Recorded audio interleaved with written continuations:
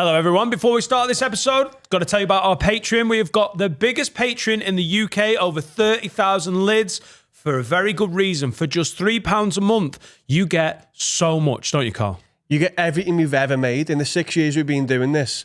All the clips you've seen online of all the specials we've done. If you sign up today at patreon.com/haveawordpod, 3, 5 or 10, you get the entire back catalogue at your fingertips. An extra episode every Wednesday that only goes on Patreon, the early release of the video, the public episodes, and all the back catalogue of the specials. And there are so many, nearly 50 specials. More than 50. There's also some live events coming up, and tickets always get released first to our patrons because they're loyal. They pay for this whole thing. So if you enjoy the public episodes, you're like, I do want a little bit more. I want to support the boys. Patreon.com/haveawordpod. Also, we've got live events. So like I'm about to release tickets for Dan Nightingale and Friends for the autumn and the new year. That's going to go from August to February. That will go on Patreon first. Adam's on tour. That went on Patreon first. Also, we've got our hip hop night on the 14th of March. And guess what? That went on Patreon first. I'm looking forward to that. You're basically part of a little community, or a big community now, where you get early access to everything. Film Club, by the way, some big announcements coming.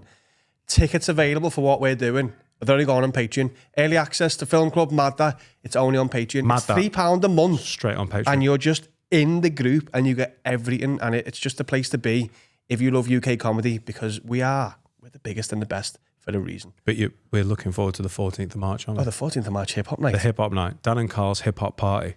There's about, and this isn't even a joke, 30, 40 tickets. There's like 40 tickets left. Yeah. So it's on in a few weeks. If you want to snap those up, Carl's going to be DJing more modern hip-hop hits. I'm going to be playing some 90s, early 90s bangers.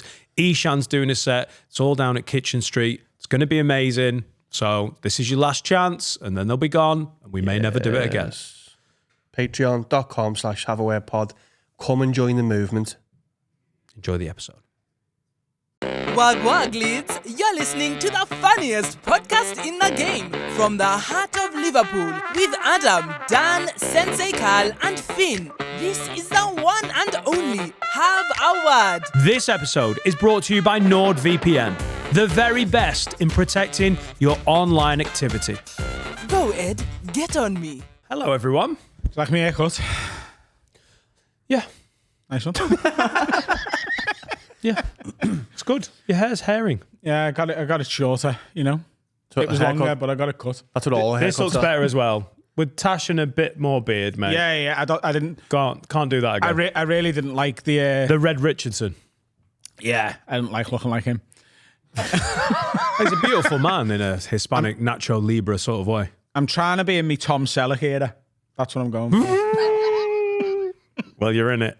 Button-up shirts and muzzies, mustaches. That's what Tom Selleck's about, man. It is. Have you stopped dyeing your beard, Dan? No. It's looking a bit. Needs to be dyed. Oh shit! I'm at that point already, am I? I'm trying to get the colour right so I don't look stupid. But No, I it don't looks know. stupid now. Just go jet black. Oh, it looks stupid now. No, because like the goatee is darker than the. No, that's not a proverb. Just go jet black on your Just for Men, because then it'll blend into your glasses and it'll look like it's one big piece. Like Groucho Marx. Take your beard. I wondered how long the beard would. It had too much of an easy launch. I wondered when it was going to turn, and everyone was like, nah, actually, fucking stupid. No, but it looks good, but you let it slip. I've not let it slip. I've been trying to get the right tone. It's not through lack of dyeing it. I just can't. I just don't. Oh, so it you've been can't be, dyeing it loads. It can't be jet black, can it? No. It should be jet black. No, it absolutely can't be. You look like Travolta. I'm a pasty. Yeah, but if you dyed your Anglo-Saxon man. eyebrows as well, then it could be. I have dyed my eyebrows. Have you? Yes. Oh, I can't see them over your glasses. It's fucking busy. It's too much, this. I don't know how birds do it. Eyelashes. Just letting your head just exist is so much easier than fucking with it. I think you should go jet black. I think it should look like you've got a Chinese man's hair on your face. Nice. Could have gone Hitler. We went Chinese man. Is there any gingers in China? Are there any gingers in China? They're probably in a naturally occurring. fucking camp. Yeah, naturally occurring. No. There's a lot of like pop stars who go ginger, don't they? Like Chinese, because they all look different because there's loads of them. C-pop. Yeah, but I don't think there's any naturally occurring gingers in China. I mean, surely it's a numbers game, Carl. There's nearly 2 billion of them. There's got to be a few Chinese gingers. Go on. Yeah. Oh, well. Yeah, there is. This It's like guy. Paul Smith. Actually, though. Yeah, it does look like Paul Smith. I don't think you want to be born ginger in China. There's probably like, you know what I mean, some hoodoo about it. They probably get Yeah, their it's foot chopped off for medicine or It's something. extremely rare. But Is what they it's said. good to look different. And, you know, with a lot of people, you want to be different, innit? Do you think we'll ever get to the stage where people are naturally born with like blue hair? Well, 'cause if there's that many women who dye it blue. Well, no, I just think like, would that be like a stage of evolution? Not that like, oh, they've dyed it so much that it goes into their DNA. Would there just be the odd? What's There you it? go, blue What's head. why is it evolved? What's it useful for? Well, it's just a freak. No, it's just seeing a your freak. mates at festivals. It's no, but that's freak. no, but that's evolution, isn't it? The things that become the dominant thing, they start off as just a freak birth. That's literally how it works, Yeah, isn't but it? Finn's asking through natural selection. then how does it they're stick useful, around? aren't they? What's the use of blue heads? I think festivals. Don't get me wrong. I don't think someone's going to be freakishly born with blue hair and then over the course of 1,000 generations kill everyone else off. Yeah. I don't think it's going to be the dominant thing. But if someone was just born with blue hair, but I think we've had the same hair colours for the whole of human existence. Well, on our hair, Haven't we? it's all got a use, isn't it? It's like people who live in hotter countries have different. Like Finn's got different hair to us naturally because of where his ancestry. He's got blonde hair. What No, do I you mean the type of hair. What? He's got like an afro, hasn't he? Of course. Yeah, It is because very it's got to be thicker. Because you know where his people are from, have got more sun in the sky. He doesn't look like anyone where he's from. This is a terrible example. His head is not the same as Adam's head. Fact. That's Mate, true. I'm not arguing with that. No, but his hair feels different because like his country's sandy. So Yeah, if you're because- from like Turkey, you get that hair, and if you're from like Crosby as well. Because Turkish nanas use grandchildren to clean dishes. What Is that an why- advert? Okay, imagine. Yeah, as Harry got Jay-Z's hair. You've won the argument, Carl. So there's no thin-haired blonde. No, there's not, is there? No. Why And is if it it is, it's a What? weave. Thin hair blonde? Yeah, there is. in Turkey? Oh wait, in Turkey, no. I thought you just meant in Is that a general. band? People have got coarse hair because of their ancestry, and it's what you know. I'm trying to link to. But my dad doesn't have this hair. Yeah, why have you got that head? There you go. Carl's It's real. finally climbed down. Maybe that's real edge, yeah. Real head. My mum doesn't have this It's hair. the sun centre. It's the Yeah, but your chlorine. mum's a woman. I No, think. it's natural. It's evolution because people in real they fall over a lot and hit their head, so they need thicker hair. It's a protective thing. You know what I mean? Like a helmet for a kid. But like, people from different countries have different types of hair. That I is a understand, Carl. I totally get that. I just don't know why coarse blonde hair is necessarily a Turkish thing. What's the benefit for Chinese hair being so thin? because there's less barbers. There you go. And that's evolution for you. Because there's that many people. They're like, man, you can't have thick hair. Barber appointments are tough. Historically. Also, weak scissors. That's a well-known thing about the Chinese. Who's he? Surely, if there's more Chinese people, there's more barbers. Why? No, I don't think it's physically possible to have Per enough capita. barbers for 1.7 billion people, whatever it is. Is that what they're at? I think maybe less. I think India's number one, isn't it? No, I think Is there lots of barbers China's in still India, got it. though? I imagine you've all got Also, lovely you've got to hair. include all the Chinese people all over the world. Like, almost every city has a Chinatown. Almost none of them have an India town. But none of them have got barbers in Chinatown. Have you ever seen a barber in Chinatown? You fucking haven't, mate. It's a fantastic point. But you know, you go to like a black community. There's lots of barbershops there because it's part of their culture. Chinese people don't give a fuck about the barbers, man. Yeah. The Turkish do, though. Exactly. We love it. Yeah. By the way, there's Turkish barbers in town now that are open till like midnight. Yeah, it's class. Ramadan, innit? That's not why. You can have your hair cut while you're not eating. You just You don't sure? eat your hair. When I What if was you get a hair in your mouth? Like, you broke. when I was staying in the Hope Street hotel the other week, I walked into town to pick my missus up from work, and I was early, so I just went for a little wander down Bold Street and that. And there was like 3 Turkish barbers open. They were cutting hair. It was like 11:15. I was like, "What's going on?" He's like, "Always open, mate." Oh, you asked? You went in. Cut your head. What's going on in here? Cut your head whenever you like it, mate. Know what I mean? Makes sense. Great. Yeah. I love it. It's like the late night coffee gaffs, isn't it? Yeah, they've got dessert gaffs. Yeah. Great idea. Yeah. Oh, they've got dessert. People who adhere to cultures different to ours. Right. They're money laundering schemes, aren't they? No, people no. who don't go out drinking like The one on the they one on go the there. strand's heaving all the time. Yeah, but it is money laundered through Dubai chocolate, isn't it? No, it's not. No, they can't drink alcohol. Harry, money laundering places tend to be like Quiet. generally quiet, and then the bill, like their accounts look like they're busy. Cash only. Yeah, but they've intended to be money laundering. No. And they've gone, this is a hit. Business There's is some booming. Asian guy going, oh, we have to keep buying cake. But that, like, if it makes too much money, then they wouldn't be able to launder any money. Because Most then they'd be dessert, like, it's places, physically impossible for you to sell this many cakes. most dessert places are money laundering schemes, aren't they? No. No. 'Cause Where have you got this in your head from with the dessert and the money laundering? that was the rumours in Sheffield when I was at uni there. That No, all it's the- where people who don't go out and drink alcohol with their friends go and have a communal space. Carl means Muslims. Yeah, I'm just not saying No, but Muslims. all the creameries, they were all, and they all, because it's like £12 for like a Mr. Whippy. That was how they money laundered. What? Because it was like, if you bought one Mr. Whippy, that's like £12 worth. I don't know how money laundering works, but I know that they were. Okay, they were do Do you want me to tell you how money laundering Yeah. works? Dead easy. Right, so I've got a dessert place. There's fucking no one in there. There's maybe like 2 or 3 tables a night, right?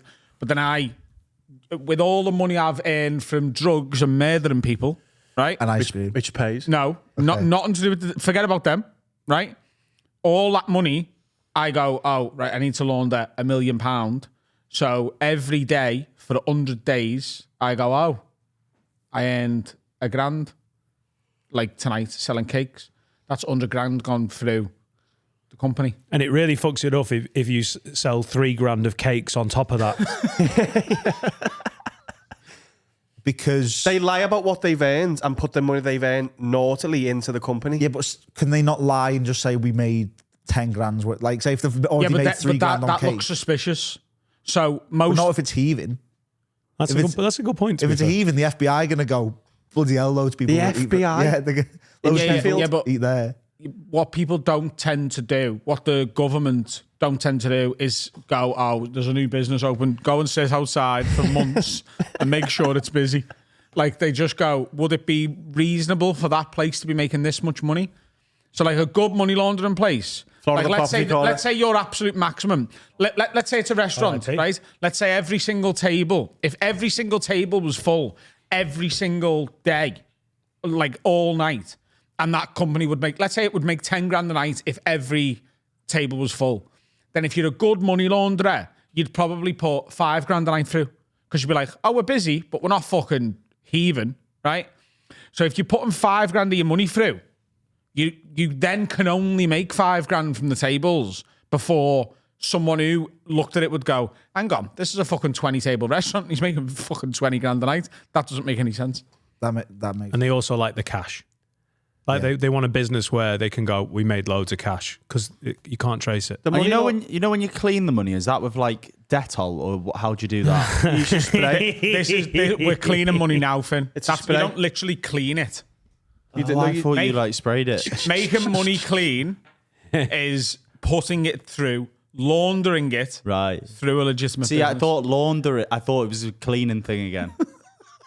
So you're going to start a money launderers that is a laundrette. It's a metaphor, Finn. Again, Also, a great money laundering laundrettes business. are great money laundering businesses. Yeah, unless they're you not wash bond. and clean actual physical money, Yeah. and then that looks suspicious. But having clean money is nice. I can't get my washing Yeah. in. There's all these $100 bills. But if anything, like people who do this sort of stuff want their money to look well worn. They don't want it to look brand new. Like Batman. Smart. What about marked bills? Is that That's the same Batman, yeah. No, you're thinking of Gordon, aren't you? Commissioner Gordon. With Ask your question. a marked bill? Marked bills are like if you rob a bank, some of the money it's like All of them. it says on it like this has been in a bank robbery or whatever. So then when you spend it the next place, people know.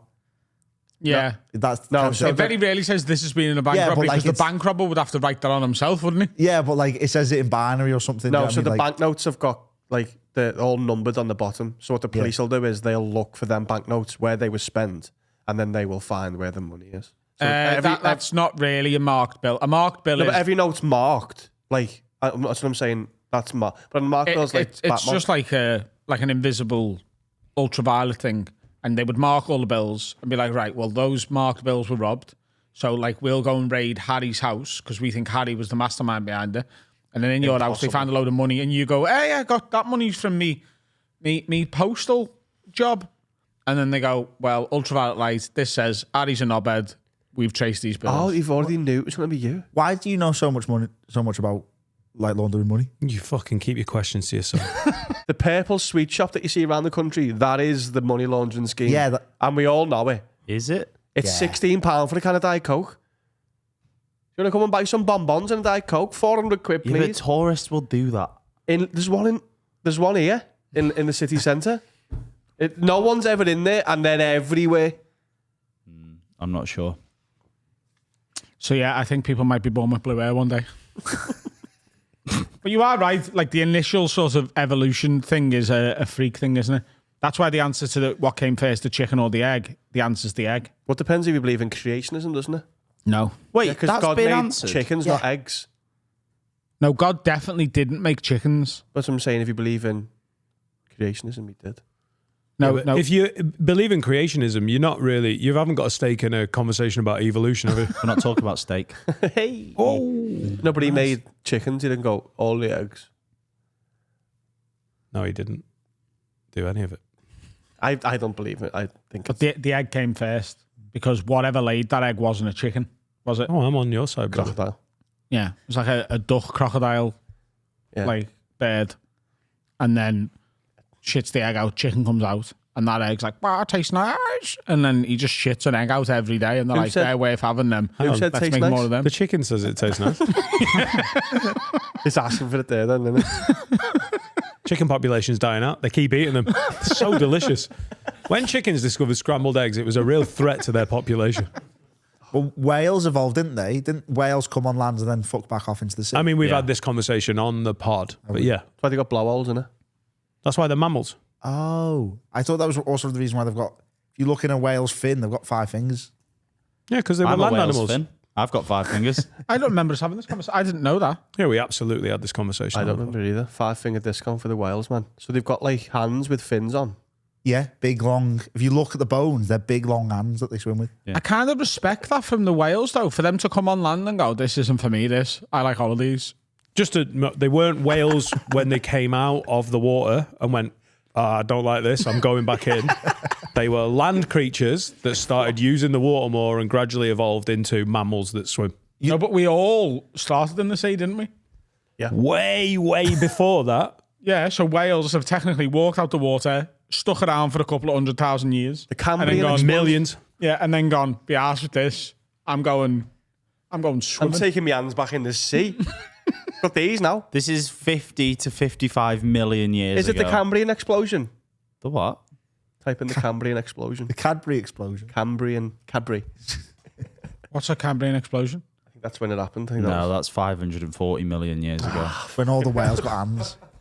But that is when. Bang! Whoa! What we're talking about. A isn't it? relatively What's the rapid Cambrian explosion? is a relatively rapid evolutionary event marking the appearance of most major animal phyla in the fossil record. Basically going, and then there was animals. So it's the biological Big Bang, is what they call it.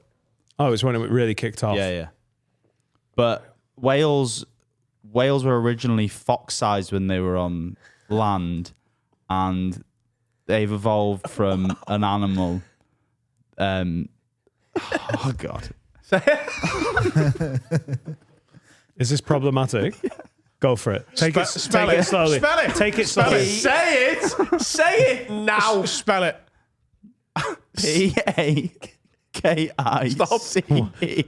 PAKICE.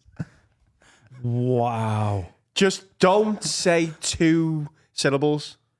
Or like that, as in like, don't. No, you just need to say it fast, don't don't you? syllables. Say it fast. Go on. Hang on. Say Pacacetus. There you go. Yeah. Don't say the Yeah. Right. Pacacetus. So how have they ended up so big? Oh, because they got in there and the smaller ones kept getting eaten by sharks and shit. I'm guessing so. Yeah. Or maybe they just like, well, like, no one can really see us under here. Let's just put some weight on. Bulking. Oh, they did it for status. Everyone thinks we're maggots. No, I think like when they were on land, they're walking around, everyone's looking at them going, oh, they're quite nice looking, aren't they? And that like kept themselves in shape. And then they've got in the water and no one's looking at them. They're like, fuck it. Where's the water? Oh, it was just like letting themselves go. Now Yeah, they're just like, fuck it. I'm the size of a fucking Now we're whale. water mammals. Just let it go, girl. Fuck it. We used to be Packers-seaters. Now we're Wales. Carl, stop having fun. Too much fun. But that took 8 million years to go from land See, to we water. wouldn't see that. Start to finish. No. No, you're right, Carl. It's spot on there. I think we should go to an Asian cake shop. What? I think we should try it. I think Asian cake. With the whales? a Muslim cake shop. I think we should go and try it. God. Oh, I've been loads. Sorry. If I should have screeched myself. Yeah, I've been a few times. It's just made me want cake. It's dead nice. What's Asian cake? I actually don't rate the cake as much as British cake, but I think that might just be Turkish cake. Turkish cake's bad. Like they used to give it us on our birthday, we'd be like, Baklava. Haven't you even got a nostalgia for it from when you were on your nan's patio? That sounded like I was being a dick, but she does have a no, sort you're of right. You're right. She has a patio? Yeah, but I remember the cake being awful. I have the nostalgia for the people and the being able to show off, but the actual cake was Mate, bad. I have nostalgia for visiting your nana's. It was so nice. It was such a wholesome surprise 45 minutes of my life watching how doting and loving your nana was. And we all sat there going, wow, miss my nana. It was fucking great. Is that the experience you had? Yeah, before you turned up, it was really wholesome. Oh, I felt like she hated all of us. No, it was a really nice photo. No, it was she didn't really hate nice. us. Fucking all these people on my fucking patio, mate. Don't even want his my dad. scran. We did want the scran. I was eating the I scran. mean, I ate meat. You did eat Well meat. done. Well done. What don't Asians just eat like cheesecakes and that? Wait, what is the different cakes inside these? I think we need to go and do some sort of cultural attaché work and go and find out what's going on at I these think you're going to be very creameries. underwhelmed. Yeah. It's honestly just A cake like, shop? you know, now just imagine you went to like a pub and then you'd had 2 courses and you're like, I couldn't eat another thing. Get me home. And then they come over and go, do you want to see the dessert menu? That little menu they give you, it's just that. But fucking massive. No. What? It's just a dessert menu at the like it's just a restaurant that just does desserts. There's nothing special. It's maybe got like twice as much as like your normal place because they've got the capacity because all they do is dessert. Imagine a pub did no pies, but they did lots of cake and ice cream. And this is just because you can't go on the piss, so cake, Go on late night cake is the option. No, well, I mean, it makes sense. I I haven't think- been I boozing. think Late what- night cake sounds great. I think what initially happened was, I think someone was sat, you know, maybe in someone's kitchen, 4:00 in the morning, chiseled off his head, and he's like, lads, imagine a fucking restaurant, yeah, but they only do ice cream and that. Oh, you'd go there, wouldn't you? Because you feel a knobhead going into a restaurant and being like, can I just have a cake? So why don't we open somewhere where you can just have cake and that, lad? These aren't the Muslims, are they? No, No. they come later. Right. It's like So I Wales. think- Don't you dare. Don't. No, they were the early ones. Please. No, Muslims are the last iteration of the thing, aren't they? It's Jews, Christians, Muslims, chronologically. Yeah, that's not where my head was. Go on. Is that like snap, crackle, and pop? Yeah, yeah. So he's like, let's fucking, like, let's get, like, go on dragging a stand and that, lads, and we're going to fucking $100,000 off piece of Jones and the open pizzas and out of a cake shop. But it's open till fucking like 2 a.m. So you can get a fucking cake after fucking, you know. So I've been in these kitchens as well.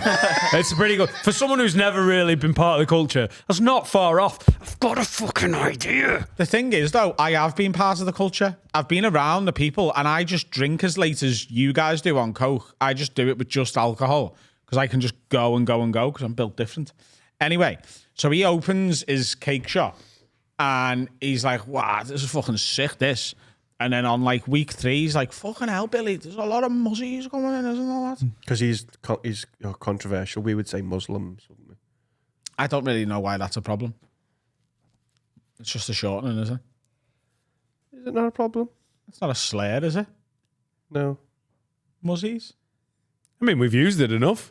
I think it's fine. It'd be a wild time to go, hey, we're going to line that up as problematic right now. It's If just, you walked into John Lewis and went, there's loads of muzzies in here, I think someone would go, you can't yeah, because say- that sounds like you've got an issue with, like, it's the tone that's the problem rather than the word, isn't Oh, it? there's loads of muzzies in here. Yeah, that's... And they're buying our cake, which buys our Coke. Let's have some more ideas. It's just a shortening. Yeah, I don't think Muslims have, like, turned up in city centres and gone, right, 45,000 cake shop, please.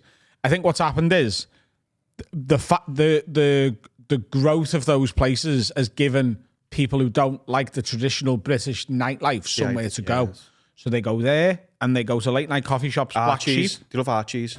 Yeah, but that's again, that feels. So I think Archie's is like a dessert restaurant that does some Burgers. food. Yeah, I agree. Do you know what I mean? It looks like one from the outside as well. Yeah, No, but the food's nice.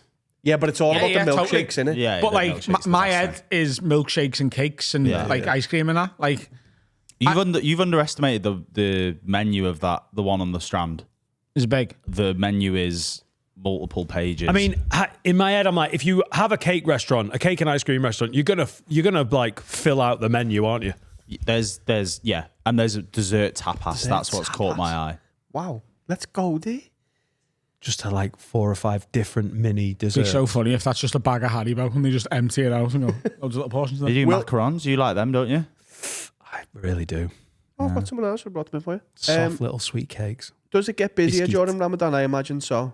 Yeah, when the sun sets. But it's actually easier for Muslims in the UK, isn't it? Because the sun rises and sets. Oh, by the way, if you're Sure. a Muslim living in the UK that observes Ramadan, what a touch it is to have it right at the end of winter. What about Because Iceland? it's been in July. yeah. It's this is one of the easiest Ramadans you are gonna. What if you're a Muslim in Iceland? Well, luckily, I don't think there are any. That's why go to Iceland. Muslims? yeah. Are there no Muslims in Iceland? Yeah, because I imagine during the, you know. I'm sure there's Muslims everywhere, but it's not a famously Muslim community, is it? The Icelandic Muslims. Unless I'll be happy to go, oh yeah, that's right, 500,000. There's fucking not.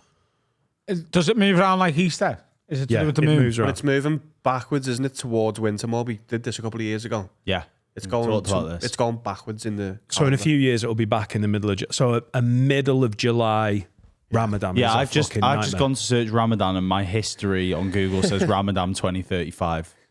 So I don't think I'd already searched I think that it was for- December. Sure, it was December.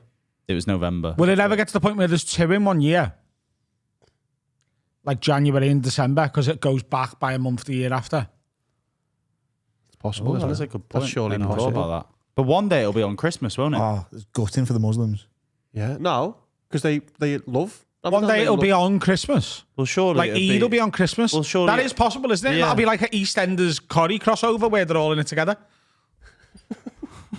It'd just be one big celebration across the country. Dirty Den and Ken Barlow going on the ale, mate. Yeah, so or not the ale. 2032. It's the 3rd of December to New Year's Day. That's a bit. When's 2032? When is it? That's a big year. That. It's in 6 years. That's a big year. That'll be like omnibus levels of entertainment For the Christians and the Muslims. See if they'll put I think they should see if they'll put Hanukkah there as well. move it up, man. Hanukkah is always there, isn't it? No, it's Hanukkah's November, November, isn't it? No, I I'm sure thought it's it was November. like. I thought it was like Jonathan. Thanksgiving. It's like same time. 14 days Hanukkah, though, isn't it? No, 7. It's still a So lot, innit? say you are like a Muslim of faith and you live in northern Norway. You've really wandered off. I've looked for What? Iceland. There's Surely- 3,000. There's 3,000 Muslims in Iceland. Hardcore. Fair play. If you are northern Norway, you're out there. You cannot observe. You'll starve in a summer Ramadan. Like What's the so? What do you have to? sunset Do you have to do that thing where 0%. like people have got a birthday on Christmas Day? If you're born on the 25th of December, they pick another day in the year and go, "I'm having my birthday on that day." Do you just have to go? I'm going to observe the daylight savings of another country. Maybe just go somewhere else for a month. Yeah. Oh, right. That's not easily done, is it? There's cars and planes in there. It's also, What's that place in the film Insomnia with Al Pacino? Do you know that film? I vaguely remember it. It's the plot of the film is Al Pacino is a very good detective and he has insomnia. He doesn't sleep ever. And there's been a murder, I think. Does he write things on himself or something? That's Memento. Memento? That's a different film. There's been Ironically, a murder I've forgotten about it. somewhere where the sun never sets. And it's like, why don't we send Al Pacino? Because he doesn't sleep anyway. So they send him to the place where the sun never sets to solve the murder. Yeah, but everyone goes to bed. What? Isn't it just them awake? The sun never sets though. Yeah, but people still go to bed. No, people are still like. everyone just walks on 2 a.m. like it's midday. Yeah, they sleep for the winter. They hibernate like bears. I think people up there, because it's a real place, people just do what they want. There's no time. No, but people do have to sleep though, don't they? Yeah. Yeah, but like they just sleep like some people are sleeping like when we sleep, and some of them sleep 10 a.m. till 4. Doesn't make a difference to them. Have you seen the fella who said he changed his days so he has 3 days in one? Yeah. Oh, It might be the best clip ever made. Have you ever seen it? Oh, he sleeps like he's on a submarine. No. Like he just does 4 hours, He ends wakes up his for 4 day hours. after 4 hours and then starts tomorrow and he goes, I'm 3 days ahead of you. In 5 years, I'm 15 years. No, so he goes to sleep for 4 hours, wakes up for 4 hours. No. I can I can't really do remember it, to be honest. I don't So remember he's like one of these fucking Life coach. supplement life coach bros. You'd Nice. probably follow him now. to be Yeah, honest with you, yeah. right? If he's got a bunda, yes. But he's on a podcast and he goes, yeah, it's like I think it's fucking mental how people just conform, to the idea that you only get one day in 24 hours. He's like, I don't do that. My first day starts at 6 a.m. and goes till noon. That's one day. Okay. And then my second day starts at noon and goes till 6 p.m. That's 2 days. And then my third day goes from 6 p.m. till midnight. 3 days in one day. What I've done now, I've changed and manipulated time. I now get 3 days every day. I get 21 days a week. Stack that off over a month. I'm going to beat the shit out of you when you're just having 1 day a day. Stack it up over the year. You're toast. accurate. Stack it up over 5 years. My whole world's different to what it would have been otherwise. And so many people have like stitched the video because he's obviously an idiot. Because someone just goes, well, I start my day at 6 p.m. and my first day is 6 p.m. till 6:01. And then I'm just like, there's one day. Then next one's 6:01 to 6:02. Another day. What I've done now is change and manipulate the time. I now get 60 days every hour and stack that up over the day. I'm going to beat shit out of it. He also has this day when everyone's just at home, not doing a day. I'm having a day. We're just at home in the bath. Yeah. Like, he's not doing anything, is he? Unless everyone does that.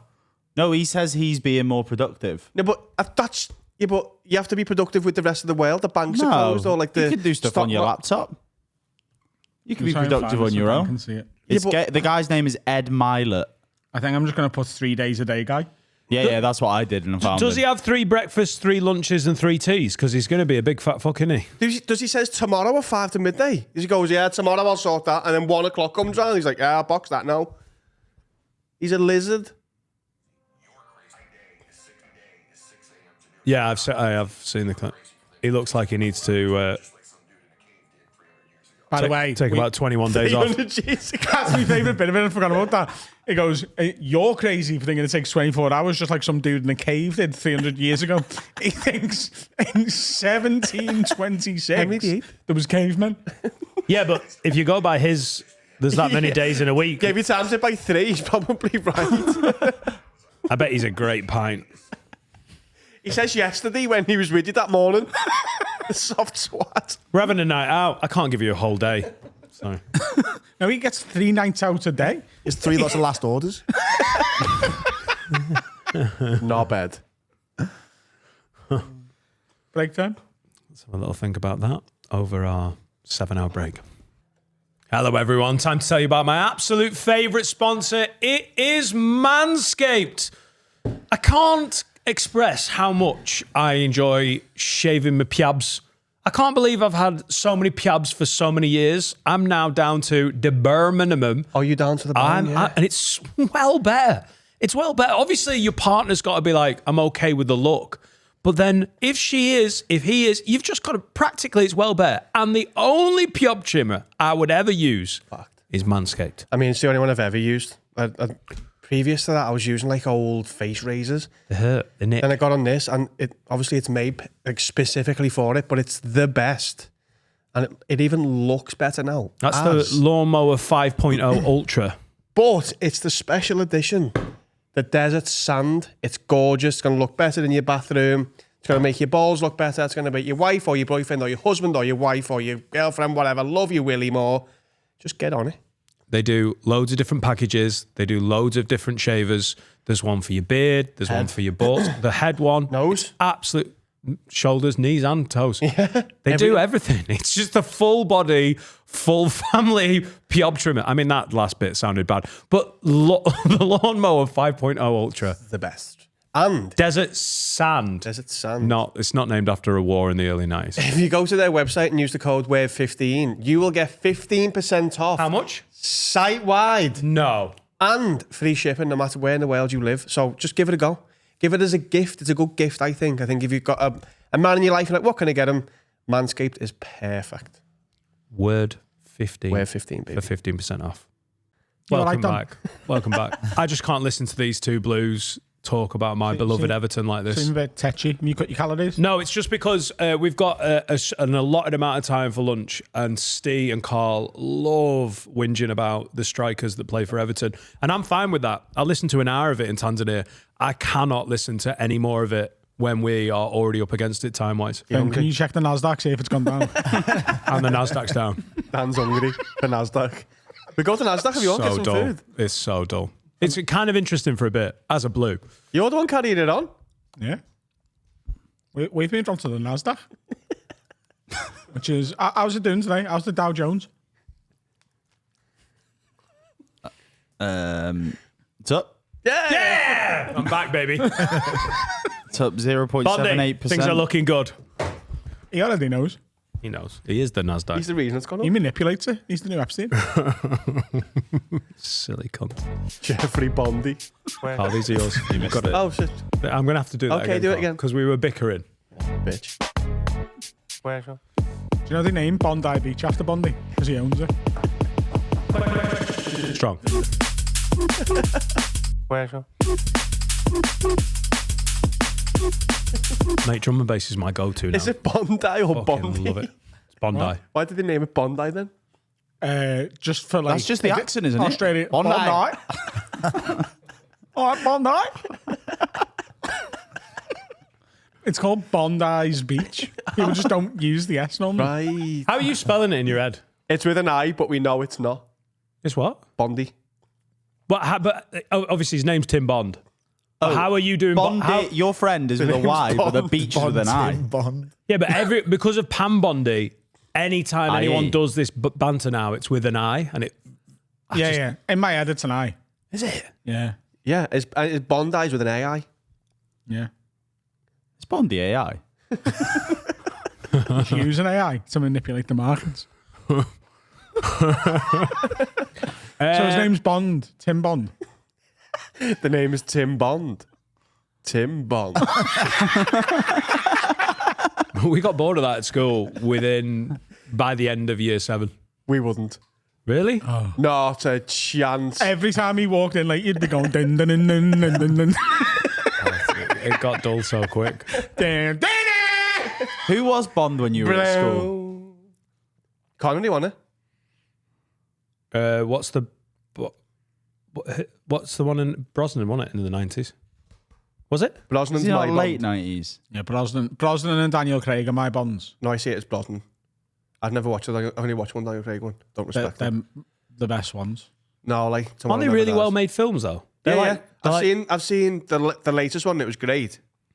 But I'm not massively into him as Bond. I think Pierce Brosnan is more of a Bond. I think he's the 90s Bond, isn't he? Seems more Bondy. Your Bond, Dan, for school is Timothy Dalton. What year? 1986 to 1994. Oh, okay. T-Dog. T-Dalt. What was Brosnan? So hang on, you had a mate called Tim Bond, and at the time, Bond was called Tim. And he didn't last. What year was Brosnan start? 95. All right. I was still at school in 95.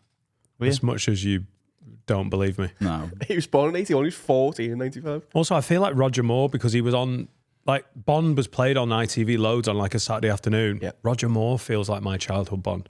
He was born until 1985. Yeah, so your child of Bond, like... Because that was the Toddler Bond. Like, I wasn't going to the cinema to watch Bond. Cinema. Roger Moore feels like my childhood Bond. The greasy. When was Connery then? He was like almost a joke, wasn't it? Back in the black and white Connery days, was wasn't it? Bond 3 times. Oh no, it wasn't he? wasn't. When was first Connery? Was he like the 60s? then? 1962. Wow. Was he like a caretaker Bond? Yeah, When they couldn't get one in. he was Avram Sean Grant. Connery in. Go and get Sean Connery again. It's Allardyce. Sam Connery. From Muslim cakes to James Bond. This is textbook. Have a word. We've got a load of silly questions. John Mack says, afternoon, boys. Would you rather every loaf of bread in the world be entirely the crust end piece or a completely crustless loaf? Every piece be the end piece. Not a chance. Crustless? Crustless all the way. The end piece is goated. It's good for dipping in tomato soup. I'll give you that. It's But I the don't best want- piece for toast. I don't want a crisp butty with just crust. Are you mental? Take about an hour to eat it. It's just a balm. It's the bar, man. It's just a long balm. The end bit is good for dipping and stuff. It's not good for the your regular piece It's of a bread. great sandwich, but I do agree with you. You just want one side to be that and the other side to be bread. I think I want a loaf with 3 end bits at each The end. loaf finishes when the end bits are the only ones left in the bag. Yeah. I bin them end bits. Oh, you're a fucking... I must have binned so much bread over the years when I put the end bits in the bin. Unless I'm having tomato soup, game over with it. Yeah. Nah, it's the best for a piece of toast. I tried it for the first time the last time we had this conversation, and I don't get the fuss. I've always been like, Did you get one of the gnarly? I don't get the fuss. Everyone's always fussing about that. Did you get one of the gnarly like thin ends, or did you get one with a bit of No, like, it meat had a on bit of meat on it. I put it Did in you the just say toaster. gnarly as an adjective? No, you know, like as in Oh, I when think it's it, got like, no cool. white bit bread, it's just literally like Yeah. the crust. It's not. It's like a thin one, Shit. and then sometimes you get like an end bit with a bit of bread on it. This is how I open bread. I open the bread and I take like the first 4 pieces out. Because they're fresher behind. No, they're haunted, aren't they? Yeah. And if you eat it, the ghost lives inside your stomach. Right. The 2 end bits may as well be jokers in a pack of cards. They are useless. Just chuck them immediately. Don't need them. No, like the rules. No, you never. Jokers are used. You never chuck them though, No, I don't actually chuck them. because It was hyperbole though. But they defend the bread. Exactly. Yeah. I'll take them out and I get the fresh piece and then put it back. Yeah. And then that slowly. But you never eat it. Only if I'm having tomato soup. That's what it's there for. It's tomato soup bread. It's great for a sandwich, you know. I just think it's too much, man. I don't like eating crust either. they but I make don't like crustless bread. They make it. No, because it's got a crust on it still. No, it doesn't. It's still a bit hard around the edge. Yeah, you're absolutely right. Yeah. You're having tiny sandwiches with that, aren't you? It's just one bite and stuff. Kind of fucking nonsense how you can't have crusts on your bread. Makes your hair curly. No, I can have crust on my bread. I prefer a bread with crust on and not eat the crust than a crustless bread. You know in this Would You Rather, does that mean that baguettes are just like the sharp end bits? Because my gums just bleed. That is hard to eat. Yeah. The end of a garlic bread can put No, you in but you should hospital. be making your gums bleed. That's gum disease, honey. It's a bit of both. Because I always think that the end bit's going to be great, and then like I bite into it and it's just like shards of glass. Yeah, if you Yeah, eat the end of a yeah. garlic bread, you go on the Aussie. If I make a sandwich with a baguette, I do cut the ends off and I just make it like a cut off. It's the way to do it. Really fresh French bread, though. The end is like a bit of a treat, unless you've got gingivitis, and then it's a bit of a challenge. Here's a highfalutin would you rather from Cameron. Would you rather grow a pair of double D tits just as you are right now, or your dick disappears for the rest of the year? Me dick, man. Tony Feb. Can I tell me, Bear, why the tits are there? Yeah, you're allowed to. Yeah. Oh, well, then I'll have the tits. The tits there forever. No, just the end of the year, sure. They're both just there to the end of the year. Oh, the tits permanent. Because if the tits are Looks like the tits are permanent. see, that's not worth it. Oh, we'll just get an Angelina Jolie done. Chop them off. Or you could be a proper cool male model. Yeah, I think you're forgetting how boss tits are. But I don't think they're boss for you, are they? No, but imagine how sick you'd be, like the androgynous model with tits. Like, I'm a man, yeah, but I've got tits. I mean, some men you do could have just- tits, but these are like you're in good shape and you've got a cracking boobies. pair of. No, men have like lumps of fat on their chest, don't they? Occasionally, some of those lumps of fat look like great tits. Yeah, A lot but of the I mean, time. they're It's never very like rare. they're never boobs, are they? You never see a I've never seen a fat man and thought I'd love to motorboat him ever. Is that not the context of the fat man connected to them? I don't know. I think a great pair of wazzos on a fella like it could Wazzos? distract me. I mean, but we literally saw this on the special that's out on Friday. We saw a man with Someone- a great pair of tits. You deserve this. Thank you. Smooth. So the special that's out Friday, Dungeons and Dragons, there was a man, one of the men I mean, in this the trailer room. will already be out, won't it? Is it? Yes. Harry Okay. had a cracking pair of I- nipples. Yeah. it was so empowering. So did you enjoy it, and would you Yeah. keep them? I would. They were too pointy. I would No, have. they were too close together. Yeah, and they were like cannons. Like I want rounder. Like I don't know. Like we were in bed last night, me and Ellie just holds onto her tits, just for like how they fall off? you know how like men like stick their hand down the bollocks and just like touch the bollocks. She just had the older one. Shit, that's a unique thing. I've never known a woman to do that. What, she lies there watching telly, just grabbing her tits? Not always. I sit on the couch like my hands on my bollocks. Absolutely. But I've never known a woman to Oh, be just like, a cup of the balls. They'll never understand why it's so reassuring. She sit there like that. No, not so. Just one. Like she's in a wall for a free kick, and we watch Pledging it. allegiance. pledging allegiance. Yeah, to she the was watching Nazis. Homeland, and she was just like holding a tit. Or America. I think it's America, isn't it? Well, the Nazis start there and then they go up, don't they? No. Tit, sky. What? Where have you got the Nazi salute. that? What? They do that, don't they? No, It's Oh, you're doing it. pledging allegiance is a very American. No, I'm doing like the crop duster, but they It's the hand on the chest and then the Elon Musk. yeah. It's because the Nazi badge is there, isn't it? So what's she doing? Is she pledging allegiance to the Nazis or America? We've not got that. She was still. You need in to the ask her, in it's the pledging important. part. When I left the room, though, she could have. Were you gone watching bit American sick History high. X? Do it in a Bayern Munich top's risky, by the way. We were watching Homeland, and that's pretty like, you It's know, the anti-America. Yeah. Yeah, the first Yeah. season is. The second season's not. But yeah, no, I'd love a cracking pair of tits, but they'd have to be like that. Although they're heavy, man. Like when women talk about like, oh, my back hurts, like I felt it as I was going on. Like, Yeah, you've got like a backpack on your front at all times. yeah, and they were chafing. I'm not sure if That wouldn't happen. do they not rub if they like swing a little bit? I mean, mine were chafing because mine were attached around my back. Oh yeah, if you've got double D tits out of absolutely nowhere, you've got to go on Marks and Spencer's and get your Bras. Got bras. It's going to be a very expensive couple of weeks. Men invented and then you bras, need though. sports bras. You need sports bras because you've got to fucking pack them in. And tit tape. That's like No, mad. That's like if you're wearing a dress that you don't want to wear a bra Yeah, for. but I don't think you need tit tape, Oh, Harry, unless you're going to start wearing dresses to show off your massive cork. Not corks. Eddie wore tit tape Corks. once and it was like scaffolding. No, That's tit like- tape is if you don't want to wear a bra and you want to wear a dress that shows your boobs. I might start wearing them out. It was empowering. But the men invented bras, didn't he? We were like, put them in a little sling. What do you mean? It was a man who invented bras. Wasn't a woman going, I need this. It was a male invention. Yeah, but they obviously work to a certain extent, don't they? Because I think women would be like, well, listen, he invented it. We've got to keep wearing them. If they didn't want to wear them, they'd be long gone, wouldn't they? No, it's a good invention. Yeah, it's like women invented footy boots. Yeah, but they didn't use them. It's like England invented football, now we're not good at it. I couldn't lose my dick for the rest of the year. Would you It's have half the fun? Would you have the female genitalia or would you be like Barbie? Oh, Bob, you're proper like G.I. Joe. Ken. To be honest with you, like if I lose my dick, do I lose the sexual urges? Yeah. Oh, 'cause well you then use your fine. bollocks as well. I'd get more done. You'd have 3 days in a day. Yeah, Stacked it up over a year, man. I would get more done if I didn't have a car or like Sometimes I'm just going about my day and I'm like, oh, I need to go and come. And you don't need a piss. Is that how you articulate? You don't ever go, oh, I feel a bit horny. You actually have the thought, oh, I need to go and come. They're different things though. Yeah. Releasing the vein is different to wanting to come in a woman. I have never heard the phrase releasing the vein. Wow. That sounds like a smackhead Yeah, thing. like doesn't it? being horny and needing to come are not the same thing. They're in the same ballpark, no?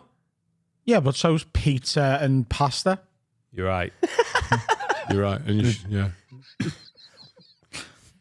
Sometimes it just needs, especially if you're hungover, it's just you need to get it out, don't you? Do you know what I mean? But it's not, you're not classing that as horniness. You just No, need to, like if sorry, the- what's the phrase? Release the vein. Yeah. Nice. Well, the way I can describe it to you is like if the bin's full, you have to take the bin out. It just needs to go. But sometimes you just potter it and you think, oh, No, no, I- I'm taking the bin out. No, it's not. Even though it's not full yet. It's been nice. I hate taking the bins out of That bin has night. got to be a bad analogy. When have you ever gone, you know what? Got a bit of free time. The bin's only half full. Just going to take it out. Bin No, night. no, no. But I think he's close to the analogy. I think it's like sometimes you'd be like, I'll collect the bins from the house and I'll put them all in and you'll fill the bin. That bin's full. Or like, whoa, shit, that bin's full. Like, yeah, I can take that. So in this analogy, are you filling yourself with cum? Are you going? No. Better go fill myself with cum. You're filling your horny bar like on a video game. You're like, I'm getting hornier, and then you come. Don't you hate taking the bins Then out you on have a to take Monday the bin night? And I mean, when yours are, and the bin isn't full, does my fucking head in? I'm like, I've wasted half a bin there. No, but you haven't wasted half a bin. Sometimes I like taking a half full bin out. Are we still talking about cum? We got way too far into this analogy. You know, if, Sometimes you just want to go to the bin Take with a your half full missus. bin out because it's easier to tie, it's easier to carry, it's lighter. It's not going to break. Yeah. Just feels like I've wasted And sometimes bin space. your bins get knocked over, and that's jizz everywhere. What? you know, if cutting the bollocks off increases your like productivity, why don't more places hire like reformed paedophiles? I thought you were going to say dogs. Sorry. There's so many more questions there than what you were asking, Finn. Dogs do, but they don't have thumbs, whereas paedophiles do. But like, Not all. like reformed paedophiles, they give them like meds to like make the bollocks not work. Medical castration. Yeah, Chemical castration. So, like, surely they're great at like, I don't know, Yeah, but there's a handiwork. stigma, isn't there? Is Yeah, I'm chemical not- castration still a thing? I think this is just, and this is on instinct. I think if a company starts hiring en masse convicted and reformed paedophiles under the guise of they're more productive because their balls don't make any cum. Yeah. John, have you been adding paedophiles? They're good workers, mate. I think people will start to ask questions. If you had to make one sector or like one like workplace filled only with paedophiles, what's the best place for them, Jeff? Refuse, binman. Old people homes. Because then they're not going to fuck, they're not asked. They're just like, I don't give a fuck, I don't want to fuck anyone. That's it. To be honest, surely you could just skip the chemical castration. Exactly. Yeah, you don't even have to be a reformed paedophile. You could be an active paedophile and work at an old people's home, and it's still not a problem. No, is it? because they've got grandkids who come and visit and they're like, oh, fuck them. That's well thought out. It's just an idea. I'm not being the ambassador for hiring paedophiles. Reform paedophiles, you know, they deserve a chance too. A chance at what? Working in old people's homes. I honestly thought you were about to say working at Alton Towers then. These rides are working well. Well, Alton Towers let is a me good tell place you. for... No, there's loads of kids there, isn't there? Oh my God, we've got to get off it. Reform being the operative word, though. Reformed means convicted, like they've fucked children, blow their heads off and buried them at sea. No, reform means they're no longer paedophiles. Like they've been fixed. No, it's once a pedo, always a pedo, isn't it? It's like West Ham. Yeah. I'm forever blowing children. It's disgusting, isn't it? Blow their heads off and put them in the sea with Bin Laden. Don't let them work at Alton Towers. That would upset the Muslims. What? Muslims don't Not support Bin Muslims, Laden. sorry, I apologise. That, He did a lot to besmirch the good Muslim name. that would upset people who are fans of Bin Laden. Like, why is he getting made with paedophiles? Oh, fuck them though. eh? Yeah, but they're fans of Bin Laden, so I wouldn't worry about. I don't care. They care, I said. Yeah, but they're But they're in ISIS. No, Al-Qaeda. Al-Qaeda. Right. Yeah, you're right. Bit like pizza and pasta. Same ballpark.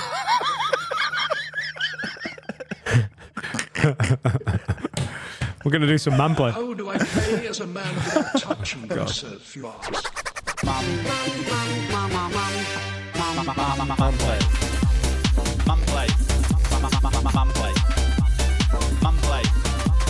If you're enjoying this episode, sign up. Patreon.com/haveawordpod for an extra episode every week. Early release of the public episodes. And also the specials. One a month. We've got the massive back catalogue from as little as £3 a month. Join the massive Lid Army. I think the Dungeons and Dragons one that's out Friday was maybe my favourite record we've ever done. I think this especially is in here. a lot of people's favourites. And even if you're not a fan of D&D, you're like, oh, man, you are going to... None of us have ever honestly played the it stigma before. around D&D. There's no two people on the planet who've been more in on that than me and Carl. Like, if you'd have asked me, like, would you play Dungeons and Dragons like 10 years ago? I'd been like, what? The gay goth game? But honestly, it was quite good. Gays and goths know what they're doing, man. I went in. I knew Sloss had made a lot of effort with it. I had some reservations about how it would play out. It was so fun. Yeah. It was so fun to be involved in. I hope that comes across in the special. Well, Harry's been editing. It says it looks does. so fun. And we're already planning part 2. because we're so convinced you're going to love it. Locking the next one in.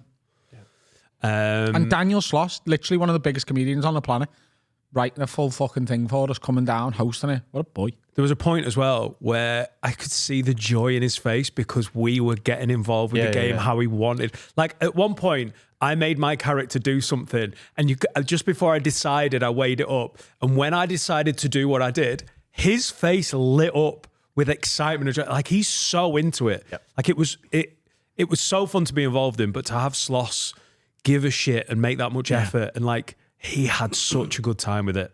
The D&D special is out on Friday at 6 p.m. Like all the specials. Don't ask. It's always 6 p.m. on a Friday. Manplays. If you've got a manplay, send it into haveawordpod@gmail.com. Andy Sims says, I don't know how these are going to go. Manplay, when putting on your bedding after it's been washed, I thrash it around like a ball boy waving the giant Champions League ball in the centre of the centre circle before a game. Yeah, I like that. I like putting Wally in the middle of it as well. He enjoys it. Have you actually made putting on the bed sheets fun? Yeah. Because it's one of my least favourite things to do. That awful feeling when you've washed your bed sheets and then you're getting close to bedtime and remember if you double team something's it though, it's still in the washing machine. So much easier. I tell you what, that is true, but yeah. Here's a question for you then, because I sort of agree with you. Right. If you could, there's one chore, like taking the bins out, changing the bed sheets, dishes, whatever.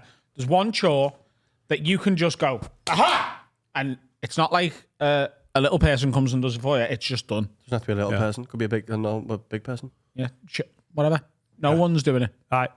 So you just, and it's just done. Whenever you want one chore, you can get rid of it from your whole life. Yeah. A chore you never have to do again. Right. Laura never has to do it again either. So think about that. What? Because you might want to pick selfless. No, it's not selfless. Because the one that Laura hates doing, I imagine she makes you do it. Because it's the bed sheet. She won't do it. I don't mind. I really don't mind bed sheets at all. Because you get the gift of new bedding. Yeah. What do I pick? Yeah, would you get, like, what would you just eliminate from Does raising my children count as a... Because it's hard work day to day. No, I want to do the fun stuff. When we're like, yeah, let's go and do this. Yeah, it's sound. It could be like, changing Jack's nappy. He is just about to turn 5 and hasn't had a brain injury. He's pooing. He's on his own. Oh, well is he pooing in his pants? Still? Like, does he ever go, I poo my pants? I want to go, no, man, he's nearly 5. But when you're at that age, like I've done it. I've pooed my own pants in the last few years. Like, it's pooed your own pants? Excuse me. Have you pooed your pants since we've been in this pod? I've shorted. Oh, you've done it on episode? Oh, yeah. I did it on a locket. But other than that, though? Right, and I just mean a short. Like, when you're a bit off, there's something wrong. I've had, like, every 2 or 3 years, there will be some bum-based dilemma where I have a little... Mad? Oh, we all shot free? I thought I'd done it on Killy, but I haven't. I've got the loosest arsehole in this room and I haven't pooed myself. That's a fact. I think there's a stigma if it's a full turd. Do you know what I mean? Like, if it's solid, then you go. Just to clear this up, I haven't released a full shit into my... I haven't gone, it started, so I have to finish. Like Mastermind? No, but Mastermind. Yeah, he does. Occasionally he will... Like he's gone, he's left it too late, needing a poo. Like he's absolute against the buzzer, sort of like he waits until it's go time, and then he's got halfway to the toilet, started pooing, and gone, oh shit, I've started pooing, and then gone back into the living room and gone, I've pooed, and Laura's quite rightly gone, why have you come back into the living room? Where would you have to be to just poo? Toilet in your pants. Oh.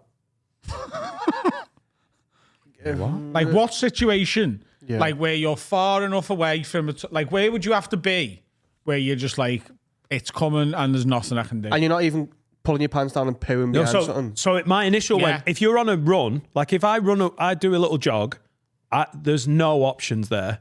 But obviously you're out, I'm in the countryside there. So it's not a problem. You just go and have a little plop in a field. Yeah. The edge of the field. What you're saying is you've got to be like if I do this in my house, it's unforgivable because we have a bathroom upstairs and downstairs. There's no situation. If you do it on your street, it's bad. It's pretty poor, isn't it? Yeah. In the car in a traffic jam. I've thought about that. That's a fucking... A proper 7 or 8 hour You're job. stuck, aren't you? Like, you can't poo on the motorway because everyone's looking at you and you're like, Oh, you've just unlocked a new anxiety in me. I'm going to have anxiety about that now. Do you know for the what, rest of my though? life. Most motorways, if you were in say you're in a bastard of a traffic jam, it's been horrific, they've shut the road. I think after the sort of 3 or 4 hour mark, you are going to see pretty much everyone around you disappear into the hedge at some point for a piss, aren't you? Yeah. So I think almost the rules of, like the civil rules that we all adhere to, which is don't shit in a bush if I can see you going to shit in a bush, sort of goes out the window. Yeah. The nightmare there, though, is while you're shitting, it just clears. Yeah, everyone drives past. What about minute 1 of a tour show, the biggest tour show of your life? So you're playing an arena, Dan. Minute 1, you go, oh shit. Can I tell you the beautiful thing about adrenaline? And I don't get much after 20 odd years of being a stand-up, but I have been backstage at a comedy club and gone, you know, as you just sort of like, right, I've got 5 minutes till I'm on. I tend to stand up. Like some comics can literally go from like lying down on the phone, oh, you're on stage. I sometimes have a little bit of a pace, that little extra bit of energy sort of hits. I found myself going, oh, I could do with a plop. But as soon as it comes to stage time, adrenaline kicks in and you just stop needing it. Like it just but like goes what away. he's asking is, If it's absolutely uncontrollable, 1 minute in. you can just go, You can't shit your pants. oh no, you'd have to go. No one would be able "Ga-" to smell it. I think it would be amazing. You'd have to go, guys, this is the biggest show I've ever done, but I'm going to let you know, I'm going to call a break now. I know you've just had one, but I'm going to need to go and do a shit. You can't poo your pants at an arena. If I knew that was a solid, if I knew it was a solid, I'd just poo my pants. I think Would you it can fall get, out? Wouldn't it fall out? You poo down your leg a little bit? Why am I wearing flares? Yeah, you are. You're in your No, flares but here. the more you walk that poo's going to come out at some point. Nah. You've got like tighty whities on. Nah. What about like a football match? well, Guy Lineker shit on the floor. yeah, who else did it? The Crystal Palace player. And he just threw it out of his shorts. Yeah. I think as a comedian, you get away with it more because it's funny. I think if you're like Pavarotti, you can't just shit your cacks. Do you know what I mean? Oh yeah, I think there's a Andre class Rieu, level of like, if the opera. Oh, like mid-song. Andre Rieu's like boshing out a violin. He's like, this shite. He can't go. Gonna go for the shit. I was like, no, this is the. also you could tell Violin. he tensed up on his violin. Yeah, and it'd make the Yeah, music it's gone all worse. staccato. By the way, my job hanging up is taking wet washing out of the washing machine and hanging it up. I would rather burn my clothes and buy new ones every I don't time. actually do that. I've stopped doing it because I now do the same thing as you. That's how much I hate it. Laura hates me putting t-shirts on the radiator. She's like, it's awful. Like, it's the... Yeah, because they're safe for high value items. What? Like jeans. Jeans, hoodies. No, sorry. Any clothing that comes out of the washing machine, middle of winter, you know when it's Baltic, Yeah. she's got this crappy £15 heated rail that she leaves out in the It outhouse. just dries lines into your tops, doesn't it? But because it's the middle of winter and that's not a heated room, it takes for fucking ever, and I swear it doesn't dry them right. Or stick them on the radiator and they're done in about 40 minutes. But she hates it. Like, it's such a weird little wrinkle where you're like, what is the problem? head You need to leave here, you know. Yeah. That's half of the reason for radiators. I mean, I really love her and she's an amazing wife and a great mother of my children, but I should leave her over the radiator thing, yeah? you'd live a Just better get life. some loose mental woman who's like, stick what you want on a radiator. I don't give a fuck. Get your cock out.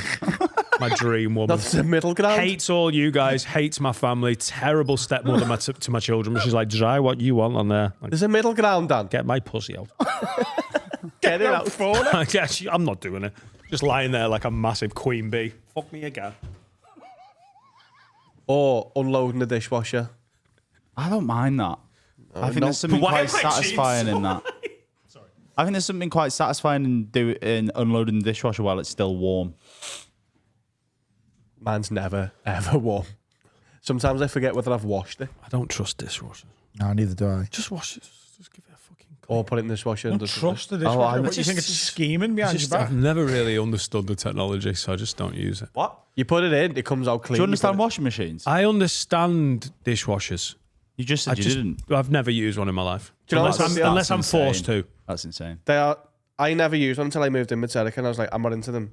It's the best thing in the house. Laura's like, just to let you know, from now on with the dishwasher, I was like, sorry, love, I've never used it. And I think I don't know if she went, so from now on with the thing, I was like, I've never done the thing.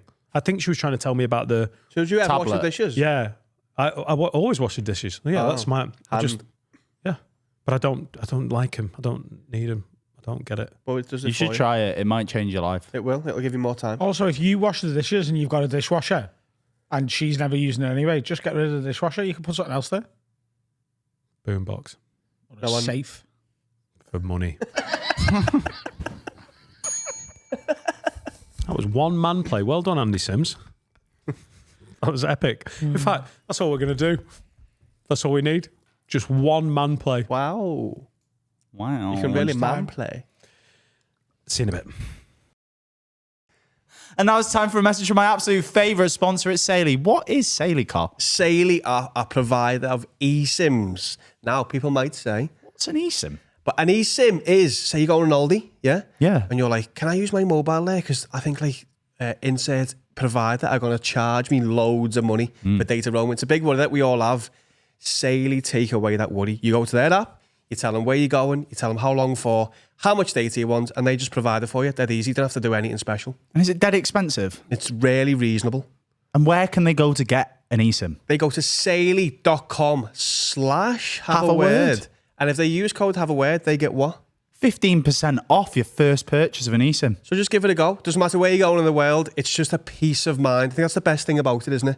It's peace of mind. You know you're not going to get stung because Saley have got you covered. And you can keep scrolling. Keep scrolling forever. And you know what? If it runs out, add a bit more on. Because they're there. They've got you covered. You're safe. Saley. They're the best. Please welcome to the studio my friend, your friend, our friend, Alfie Brown and his dog, Pinter. Hello, everybody. It's great to be here. Pinter? We have another dog in the studio. That was that's probably the longest break we've had between part 2 and part 3 for quite some time, and it's because you've brought your pup, who I absolutely love. This dog, and he's played with Perry quite a lot before, but maybe not for a couple of months, and now they don't recognise each other. They've been to the park together. Pinter loves to have a scrap in a playful, like the Ridgebacks play quite aggressively, lots of mouth involved. And they've had a great time together before.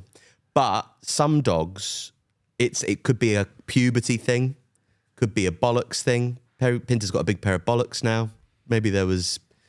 Bollock maybe envy. it was to do with... could it have been to do with... Wallace? Well, maybe with a protection of on Perry's behalf of But it Wallace. kicked the fuck off. But he's a big 8-month-year-old. Like, that's a big dog. It's beautiful doggy. But I understand why another doggy would get threatened. Yeah. That was tense. I don't really know dogs. I felt emotionally invested, and that felt tense. Well, I felt like I was at a dog fight. Participating in the dog fight. Does anyone want to do dog fights? I know paddle's good, but what about dog fighting? Let's get together. This isn't great for the audio listeners, but for our visual listeners, for those out there, Video. Visual listeners. Well, they are visual listeners. aren't they? Yeah. You know what I mean? I'm watching. I'm listening with my eyes. Pinter is an 8-month-old Rhodesian Ridgeback, but he's a chunky one. Well, Ridgebacks come in 2 types. You got your Rhodesians and your fucking Ridgebacks. you got your basketball players and you got your rugby players. And he's very much a basketball player. Yeah. Because they're bred from a mix of like bloodhounds, but also Great Danes and Mastiffs. So if you've got a lot of Mastiff in you, you're a rugby player and you're barrel-bodied. And if you've got more Great Dane in you, then you're more of a basketballer. Were they bred to protect Rhodesian farms? Is that, have I just linked it because it's Rhodesia? Is that what they? Is that what they're breeds for? Well, he's not from South Africa. He's actually from Wales. But he's. I'm talking about the breed, brother. But I'm from Powys in Wales. Yes, I mentioned your hometown. Was he responding to the accent? The dog I'm getting's from Wales as well. Yeah, there's a lot of dogs in Wales. Yeah, it's because there's loads of farms, I think. I won't say a thing, don't worry. Okay, I gave him daggers just to make I sure just he didn't say it. Good, What? good. Say what? His mum. Oh, that's nice. Oh, I see what you That's mean. good I didn't say it. podcasting. For a good set of lads taking the piss out of your dog rough mother. Sounds worse like that, doesn't it? Yeah, it Somehow did. it's not just an aside. Yeah, they were bred to hunt lions, but like, Fuck. Obviously- Wallace was bred to hunt badgers. sorry, Wallace was bred to hunt badgers. And badgers are the Jacksons. lion of the UK. and rabbits, isn't it? Yeah, 'Cause that's why they he's get that, down holes. He's That's that why they got shape little to get down legs. the hole, and he's not meant to fight them. That's why they got a shrill bark. It's to alert the people above with guns. Ooh, It's him that's going, fun. hey, there's badgers here. I'm not going to do nothing about it if you got the guns. And then he goes back again. Is surely loads of dogs must get shot there though. Like if the they're dog looks- beneath ground, if it going, looks the like a badgers badger. are yeah. Surely that's. I where- don't think they just. It's not like Inglourious Bastards where they're shooting the floorboards. The farmer's like, we're going through a lot of dogs.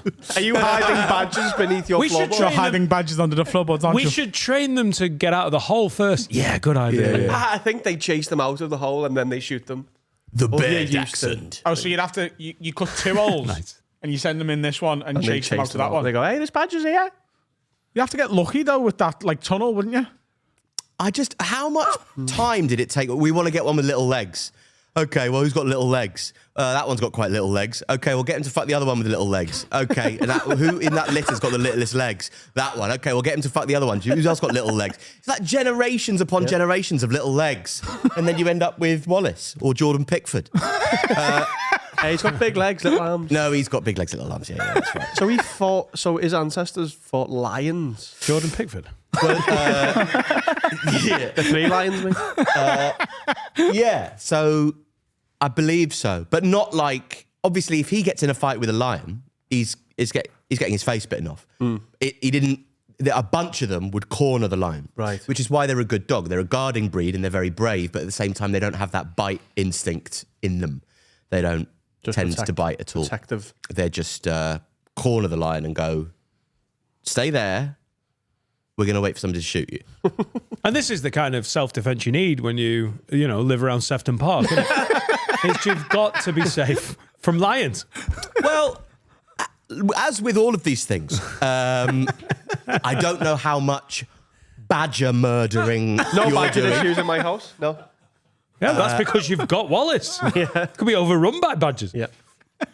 But no, I got him because he doesn't stink, and he's got a good off switch in the house. But he likes a good old yomp round the park. And Great use of yomp. Thank you. You're getting a doggy, aren't you, Mr. Rowe? You're announced to Yeah. the world. And like Dan and then you and then Steve all made the same joke before. While I was watching Perry try and murder Pinter and then Pinter try and murder Perry and Wallace in the corner refereeing it all, I was thinking, Bad let's add a referee, though. Rottweiler to the middle of all. Yeah. Right, so can I just ask a few questions?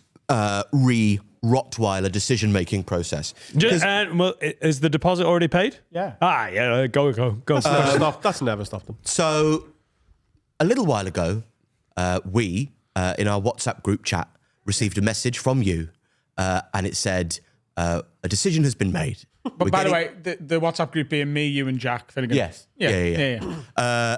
Which is called? Lads in pyjamas. Because We were all wearing pyjamas when I made it. matching pajamas. Matching pyjamas from Matching DKNY pajamas from Costco. from Costco, yeah. Very Because stand-up tours aren't what you think they are. there's a great photo of it that we can share with this episode, actually. Put it in. I'm grieving quite hard at the time, but I don't think you can tell. I think you can, actually. Anyway, the point is that you said we're getting a Bernese mountain dog.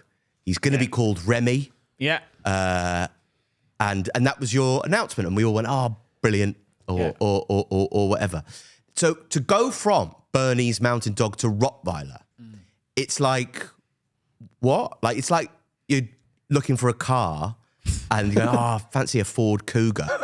Nah, I'm going to get a dragster instead. Like, what the fuck is going on in that decision-making There was no process? Bernese mountain dogs on Pets for Homes. So the next logical step. Well, we know every sort of breed comes with its own challenges. And my missus does like actually quite an annoying amount of reading and preparation and making sure things are right and whatever. So we what we did was we got every breed we'd both sort of be okay with.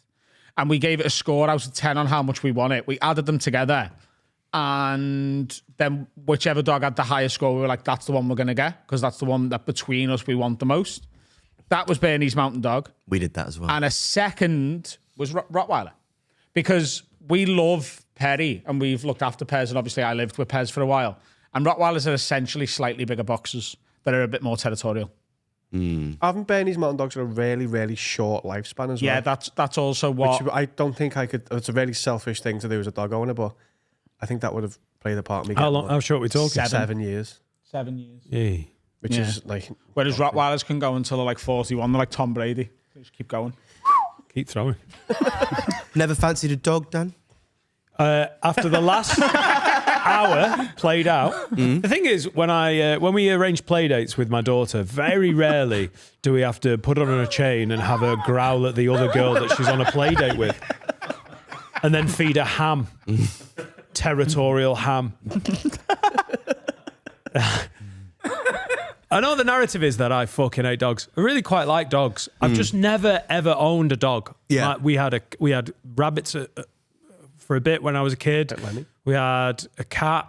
We had a couple of animals, but like I've never been in a dog owning. Rabbit, cat. What were the other animals? Couple of animals. A hat, a bat, We had and a 6-wall parlour. You've got Do you have any gerbils fish? we had goldfish. now. The guinea pigs. We had some shabumpkins. Bless you. Guinea pigs. We fostered a llama for a bit. Yeah, we were llama fosterers. No, you We never had them permanently. That's nice. Give them a home. No, but if there was ever a llama in distress in West Lancashire, But there never was, so you never actually had Exactly. one. You were llama fosterers. exactly. but As soon as there had been a llama in distress in West Lancashire, I'd be covered in spit. How do you tell if a llama's in distress? They What's its stopped distress spitting. cry? They stopped spitting. They stop spitting? Yeah. They're either that. It's either that or they're dehydrated. Okay, so they get dry mouth. Hard to tell if they're But we were- stoned or just in distress. Exactly. Yeah. So we were ready to go. We had the garden all ready for. So stressed them and spat in weeks. Yeah. You want to get your llama an Alterna-Leaf subscription.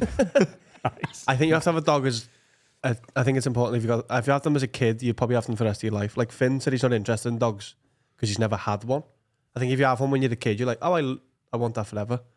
No, I was. You asked me if I wanted to own a dog, and I can't see that. I really, I love other people's dogs. I love Pez. I love Wallace. I love all the dogs of my mates and that. But I'm just too selfish. I want the easiest You life strike me as like a possible. budgie man. Do you know what I mean? That's a halal. Why have you said What, that? getting a imagine- budgie? You can imagine him having a budgie. Yeah, Well, that's what cats just... That's what a cat's for, I'm isn't it? allergic to cats. So mine, I've got one. I'm allergic to cats as well, Yeah. but just spiritually. Yeah, I'm fine, like, my passages remain open, but my heart closes very quickly. See, I hate them. I'd love, like Finn's mum, a cockatoo, but you can't. Beautifully done. Ah, so shit, and I loved it. When did Finn's mum become the designated... Oh, no, it moves around. It doesn't move Oh, around? yeah, my mum gets it. Also, ours are dead, and he's picky about what can be said about his mum. But like, fucking Poirot. You're picky about what can be said about your mum? What, am I? Are you? If she's in the room, yeah. No, Julie's not in the room. when we were on Kilimanjaro, I made a joke about like fucking Carl's mum in the arse until like she like came everywhere, and he made Will cut it out the special.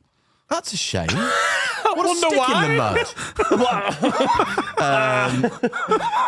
mud. Yeah, well, fair enough. I'm just, because because the Pied Bull, the Yes. pub in Chester, that's named after your mum. There you go. Yeah. And that's fine. Yeah, that's fine. Okay. But back to the cockatoo. They're my favourite animal, but I can never own a bird. I feel like it's not fair. It doesn't want to be in my house. Yeah, but like the cockatoos that you could buy are going to be in someone's house. Like it's not like if you don't buy it, they just get like they don't run out of date where they just set them free. Yeah, but if everyone stops buying cockatoos, they'll stop supplying them. That's true. Yeah, but then there's just going to be like 10 dead cockatoos in the old Swan fisheries. 10 dead cockatoos lying on the pet shop floor. They're just the sickest animals. They're so funny. Cockatoos? Yeah. If you go on cockatoo Twitter, which is not easy to say, not Twitter, TikTok. Cocktalk. They're really, really fun. They dance and sing. Yeah. All right. But I couldn't own a bear because you want to fly off, man. I'm closing the doors. How much time are you spending on cockatoo TikTok at home? Sarika shows me cockatoo TikToks 2 or 3 times a week. Can they talk? No. But they can. Which are the ones that talk? Parrots. The African parrots. Crows are the best imitators. They talk the best. Do you know about that autistic kid with his parrot? Yeah. Do you know about him? Captain Go on. Hook. So, do you know what a non-verbal autistic is? I could guess. No, a person. Yeah. So it's an autistic person who doesn't talk. I got it. Non-verbal, non-talking. That's a person with autism. Yeah. That can't talk. Person with autism can't talk. They're called non-verbal autistics. And there was this one who was like 40 and he'd never spoke a word in his life. Still lived at home. And they got him a parrot. And then the parrot one day is like, oh, guess a fucking biscuits or whatever they say. Yeah. Right? And then he said, oh, go on, I'll go and get you a biscuit. And he started talking and he all that time he'd picked up from his life fluent English and was just choosing not to speak. But the parrot brought it out of him. But then he never talked to anyone else apart from the parrot. Just the parrot, but like his mum was like poking it around the living room door, being like, Graham's talking to the parrot there. Yeah. Oh, I thought you were going to say, put him in the other room and she pretends to be the parrot to talk to him. Yeah. Or the parrot could be on her head like in Ratatouille. And he could be going, like she could wiggle about a bit. Or she sits on his head, pulls each feather and goes, ask him if he loves me. Do you love your mummy? And then you go, yeah, she's all right. Remy, which is ironic. That's the name of the rat. I have never seen it. Are you going to call your Rottweiler Remy? Yeah, Remy the Rotty Rowe. Oh, he's got a full... He's taking your name, is he? Well, they've got him in the vet. Traditional. I always think that's mad. I mean, if he takes yours and then Alex's, that is a mad surname combo. Yeah, that we can't say. Yeah. Oh, yeah. Yeah. Please get married and take her name. I'm not taking her name. I'm the man. Sarika kept her name. Yeah. You don't know how to put your foot down. What's Pinter's surname? Sorry? What's Pinter's surname? Shostakovich, weirdly. They showed that in the vet. It's mad. I don't know where it's like, it just came like that. Oh, he picked it. He spoke to the parrot in the vet. Parrot told me. Can you check that autism parrot story for me? Make sure I'm not just like making it up, but I'm pretty sure it's real. We don't want anything false on this show. We need to make sure that everything's been fact checked. In case Emily Mateless comes on one day and takes everybody to task. I mean, I've just Googled autism parrot and I can't find it. But Yeah. I don't know what. Google 40-odd-year-old autistic lad finally breaks his silence and speaks to parrots in the family home. You've remembered the headline then? That's the echo. It was in the echo. Yeah. Can't find it. They must have been But deleted. it sounds like I believe you. Yeah, That's happened. That's a even if- Facebook story. Yeah. It was on the front of a take a break anyway. It was a long bit. I used to love those. My dog exploded whilst doing a wee. That was a good Okay, one. Pin. It's okay. Go back to sleep, kid. All right, kid. Just doing a bit of take a break. Or Love It magazine. Love it. Are they still going strong? Are they? Are they still going strong? They're still on the They're shelves. basically like they're a gossip thing for the soaps, and then also like my husband. No, my husband no, cooks they're soap. two different types. No, Oh, Love It sorry, is like sorry. if you send in a story about how you'd only suck off your husband if his cock was covered in what's-its. Yeah, that's about And you'd what I like- was going for. And they go, oh, that's £250. I always said no to anal, but then I got bummed and now I love it. Yeah. Right. Yeah. Like Is that mum ate her own face off after dad became a pedo. Yeah. That's definitely been one. they sound great. Yeah, they're next to them soap ones. It's And are they real, the stories, or is it just some just a bored I've never journalist. done due diligence and checked, sadly. But I like to believe. Yeah. It's a comfort to believe in these things sometimes. Doesn't We all matter- need doesn't our matter to stories shoot, to keep us comfortable. Yeah, it's like in porn mags. There used to be the stories from like readers' wives, and they were like really like. And in porn films, he's not defo like a qualified electrician. Oh, it's nice to believe in Is it. it usually electrician? Yeah. I don't think I've ever seen an electrician one. Oh, I'm loving it. Yeah. Sparky porn. Mark Hughes. Watch that. From the halfway. No, it's usually the plumber, isn't it? The spark. It'd be dark. Bars. Depends what he's fixing. Of course, yeah, it could be a boiler. Come on issue. in, mate. Me toaster's on the blink. You get an. I like it. Come on in, mate. If you ring an electrician for your toaster, by the way, you need to blow your house up. There he is. Yeah, I had a book once called Living with a Willy that my mum bought me because there was information in that she simply couldn't provide. And and there was all these stories, and like people would write in, like, "Oh, is this okay? Am I normal?" And there was this one.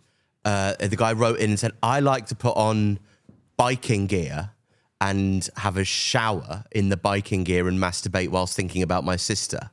Is there anything wrong with me?" Wow. And the guy writes back, "No, there's nothing." And I'm like, you've got to be honest and say, yeah, that's bad. You need to seek.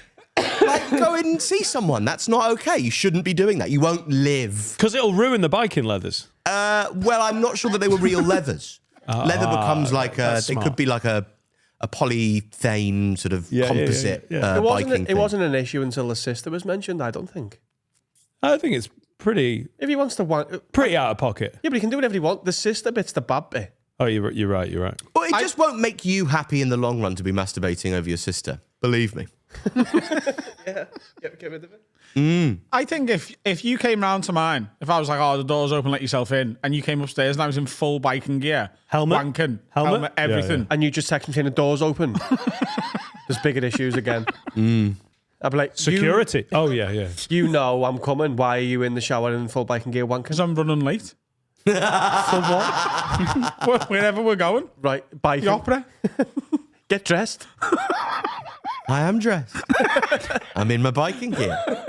Hop on the back. If you had a really mad fetish, would you care about sharing it with us? Like, not even necessarily on pod. Depends what it was. I mean, yeah, it depends what it was. Like leather, I'd share it. Children, I'd keep it to myself. It's a mad fetish you've got. Yeah. It's the maddest fetish, really. I don't know. I'd keep it to myself if I... Not that I have. I mean, we share a lot, don't we? We share a lot. But is there like that extra 10% where it gets a bit weird? There's so much bullshit on this show. There's so much stuff that I've said that isn't true about me, about things I think, believe, and want and need, and just because it's funny, that I think I could say my deepest, darkest fetish right now, and you wouldn't know whether I'm telling the truth or not. Everyone would be like, for it. Like bananas up my ass. I don't think Peeled. do you have to freeze them? No. Okay. I The don't... squishiness, like, So they've got to be green then, I'm imagining. You couldn't, No. like, you can't wait for they them can't to be go. brown. Yeah, they can't be brown. 'cause They're they- not brown when they go in anyway. They're into that. Peeled? No. No, they're squashy. not robust enough of fruit to go up an arse peeled. But like a cock isn't like solid rock, is it? It's quite banana-y, even when it's got a chub on. So is that why you like them? Yeah. Right? I've decided that I'd quite like to, before I shuffle off this mortal coil, I'd like to have sex with a man, if anybody's up for it. Would you? Yeah, I think that, I don't know if I'll love it, but I think, like, given the whole... No, yeah, you turn that camera. Hey, lads. Steve's interested.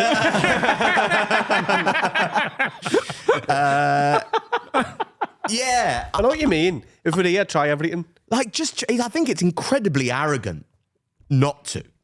Yeah. Just fuck a bloke. It could be with me like olives. Oh, I thought you were saying it could be with me. Honestly, June last year, at his 14th wedding, Yeah. second wedding, I had olives at Bacaro. I'm now an olivesman. And I think, God. You also started with the best olives. Yeah. Yeah, Yeah, they're I'd the only start- olives out. Picardo, lad. I'd start with a fit gay Gordal guy. olives. Gordal, that's what your olive of choice is. So, right, yes, I learned to like olives. And I had a gripe with my friend who would always pick the tomato out of his sandwich. And I would say, wouldn't your life just be easier if you learned to like tomato? And I know who I'm speaking to, of course, but I felt like I was being unsophisticated not eating olives when they came out.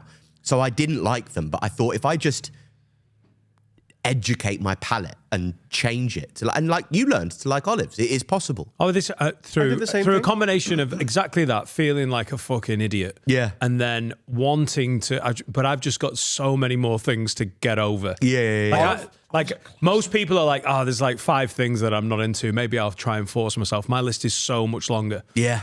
I've got one thing left. But as soon as I've started eating olives, like literally, Laura for Christmas bought me some of the Bacaro. Is it Pirello olives. Yeah, They're the she best bought me a olives. couple of cans of that and a little, the special little fork, like a little, like a picky fork. Oh, yeah. For olives. And this could be gay sex. Yeah. This could be you. You could be like, I should have done this ages ago. And Yeah, then- I think when Jessie finally and eventually has sex with a woman, I'm quite worried that she's going to go, oh, no, I'm gay. And I've been gay all along. So you want to get there first? Well, I don't think I'll end up being gay. I think I'll end up going, oh, that still feels decent. But Would if- you be what would you be? both? Is that normal to do both in one session? They call it vers. Yeah. So you've got top, bottom, and vers. And not either. vers is like. Is that for versatile? What- Although Matteo Lane will tell you that vers is made up, nobody's vers. But I, in the spirit of, everything on the tasting menu, I want dicks in and also in ass. Is that the last thing you haven't tried? That and sun-dried tomatoes, yeah. They're really good. I hate them. They're really good. I You need like to, all the tomatoes? I like normal tomatoes, yeah. But sun-dried tomatoes are too tart. I can't handle it. Oh, they're my favourite So, tomatoes. I wonder how I'll get on with a cock if I can't handle a sun-dried tomato.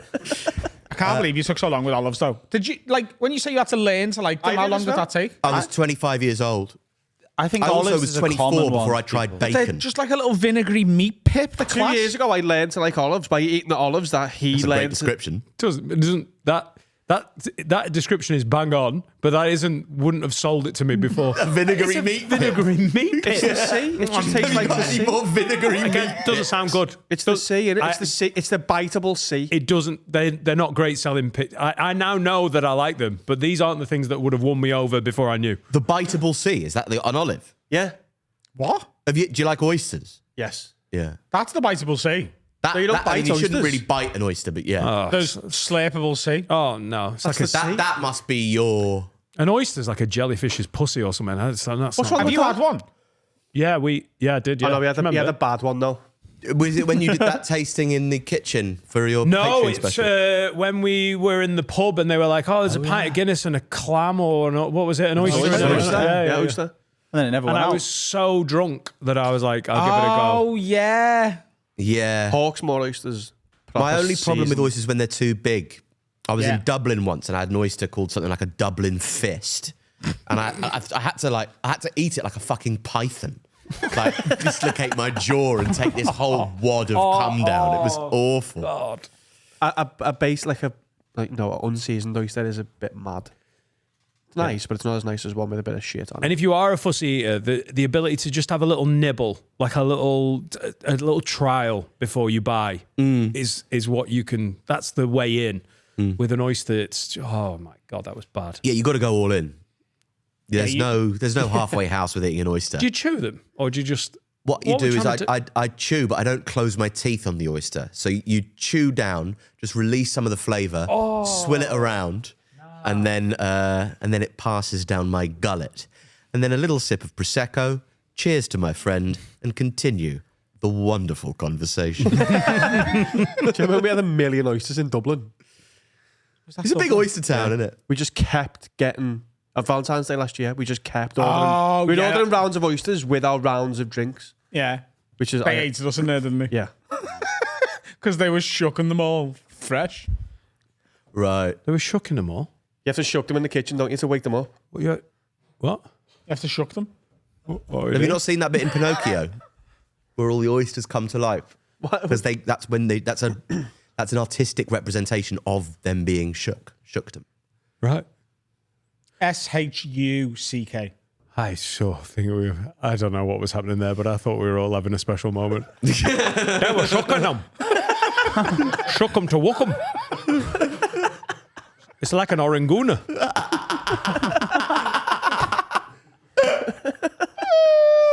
Yeah, you shuck oysters, you shuck corn. You shook your dick after you finished. I'm learning so much here. You shuck corn, don't you? Like I sweet don't, corn. but some people do. Yeah. What do you mean? You're a big Bo Burnham fan, aren't you? Yeah. Do you know his joke, what did the Earl of Corn say when all of his clothes fell off? I never understood that joke. Oh, shucks. Yeah, I was just like, oh, that's an American thing. As in like shucking corn. Ah. But also shucks the expression. I still don't understand what's going on. It's amazing. It's not his best joke. No. He's got better jokes. Yeah. Definitely. Going to Dublin in a couple of weeks. Can't Why are you wait. going to Dublin, Dan? We're going. I'm going to go and I'm going to play the International, which is a gig that Des England Bishop. are playing Ireland. Yeah, I've been called up. It's been I'm just in better condition now. Apparently, You want to play the international? international standard. I'm excited to find out which sport. Yeah. You get there, they tell Cricket. you. International winter cricket. That was irritating. In Ireland. I'm going to play the International. Des Bishop was one of the very first comedians when I was a sound tech at the Hyena in Newcastle in 2002. And we hung out with loads of comics in that first sort of like 6-9 months of being involved in stand-up. Michael McIntyre came, Adam Hills came, Jim Jeffries, all of these guys were really kind to me. And I was like a geek and asked loads of questions. And Des Bishop, who is now back in New York, and if you haven't seen him online, he's brilliant. got some amazing clips because he can speak Mandarin and just chops in between. Like if there's any Chinese people in the crowd, he can do crowd work in Mandarin in a New York comedy club, and it's just so engaging. It's fantastic He's to brilliant. watch. I mean, even when he's not speaking Mandarin, I think his clips about, like, obviously lots of people have clips about phone use and whatnot, but his stuff about how mad it would be to take a shit without your phone is so funny. He's just such a great stand-up, and he was one of the comics that let me be a geek about stand-up and ask loads of questions and didn't get bored of it, as some veteran comics will do. And he was like, yeah, man, the place in Ireland where everyone has cut their teeth is the International. It's only a 60-seater, and he was like, there's no mic. Now, apparently there is a microphone now. They put a mic in about 4 or 5 years ago. And you know when you start out in stand-up, there's a list of places you want to play. You just go, right, I want to be a comedian, and I want to play here. And the last 2 on my list of venues that I haven't played in the UK and Ireland were the Comedy Store and the International. And I've played the Olympia, I've played Vicar Street. It's a mad way to, like, I've done the Dublin... So I've done it wrong. I've got back You've to taken the a circuitous route to... But Adam got me on at the Comedy Store when he did Adam Rowe and Friends. So that was fucking class. That was great to be at the Comedy Store, but also such a brilliant sort of sneak in on a technicality, even though they're sound with me now, but that's the only time I played the Store. That was amazing. So I put this like, I put that on the Friday night because on the Saturday, we're going to watch Mike Rice in Kilkenny do his sort of like hometown tour show. Yeah. I booked it when I was drunk and I haven't regretted it once. So me and the boys from Chester are going over and we're going to have a bit of a weekend, but I get to play the International. I haven't been boozing and we've got the hip hop night on the 14th. I need to start doing some practice pints because I've got the hip hop night in Liverpool on the 14th, then a weekend in Ireland, and then me and Laura having our anniversary party. So that's going to be a bit of a boozy do. So I need to sort of tune up the boozing.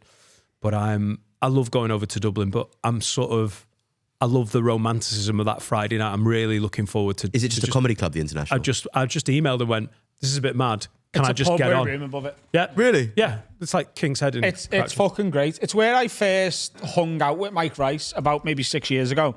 I went over to do the International, not the International. What's the other Laughter Lounge. The Laughter Lounge. And while I was there, they went, "Oh, you should try and do the International while you're here. Like, we don't mind you Dublin. Like, you can go around and do that." So I text Aidan Bishop. I got his number and text him, who's Dez's brother. And at the time, at least, was booking it. I don't know whether It's moved on now, I think. And I was like, "Hey, mate, I'm a comic from Liverpool. I'm just playing the Laughter Lounge. Can I come round and do a spot? I'll just jump on and do your gig." And he was just like, "Sorry, I don't know you, know." And then 20 Oh, no, it might be the same guy that I've talked to then. He went, I'm going to need to see a clip. So I sent him my special. It was such a... I was like, this is the best clip I've got. Yeah. But he texted me back about half an hour later because Mike Rice had gone, "No, like, you should absolutely have Adam come round and do a set." And that's the first night I ever enjoyed a pint of Guinness. Because Mike took me a bar afterwards and went, 2 Guinness, please, over. And I went, "I don't drink Guinness." And he was like, "Have you ever had one in Ireland?" And I said, "No." And he said, "Shut up." He just made me have one. And I was like, "That's class." There you go. It is well better.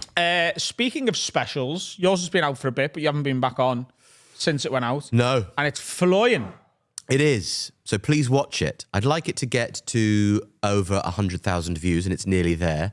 And if it does surpass that, that will have outstripped my wildest expectations was it went like, it did 17 million and I was touring everywhere all of a sudden. But my realistic wildest expectations, it will outstrip those. So yeah, if anybody wants to comment and subscribe and watch it, that'd be amazing. But yeah, I'm really made up. And it's inching towards, there are a few comics whose specials are at like 105, 109, and I want to beat them. Yeah. Rightly or wrongly.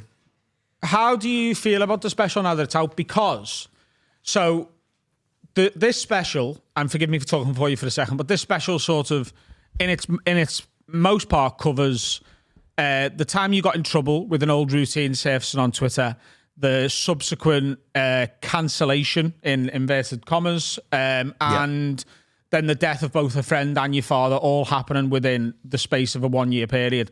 Incredibly difficult year. A lot of work lost, all of which is covered in the special. And then you took it to Edinburgh. You then took it on tour. We then filmed it with Will Hutchby at Creatures Comedy Club in Manchester. And then it was actually quite a while before you released it. And I know you were having... It was a year. Some quite severe anxiety about putting it out. And I'm just wondering how you feel about it now that it's out and now that it's been received, certainly in the large majority, very well.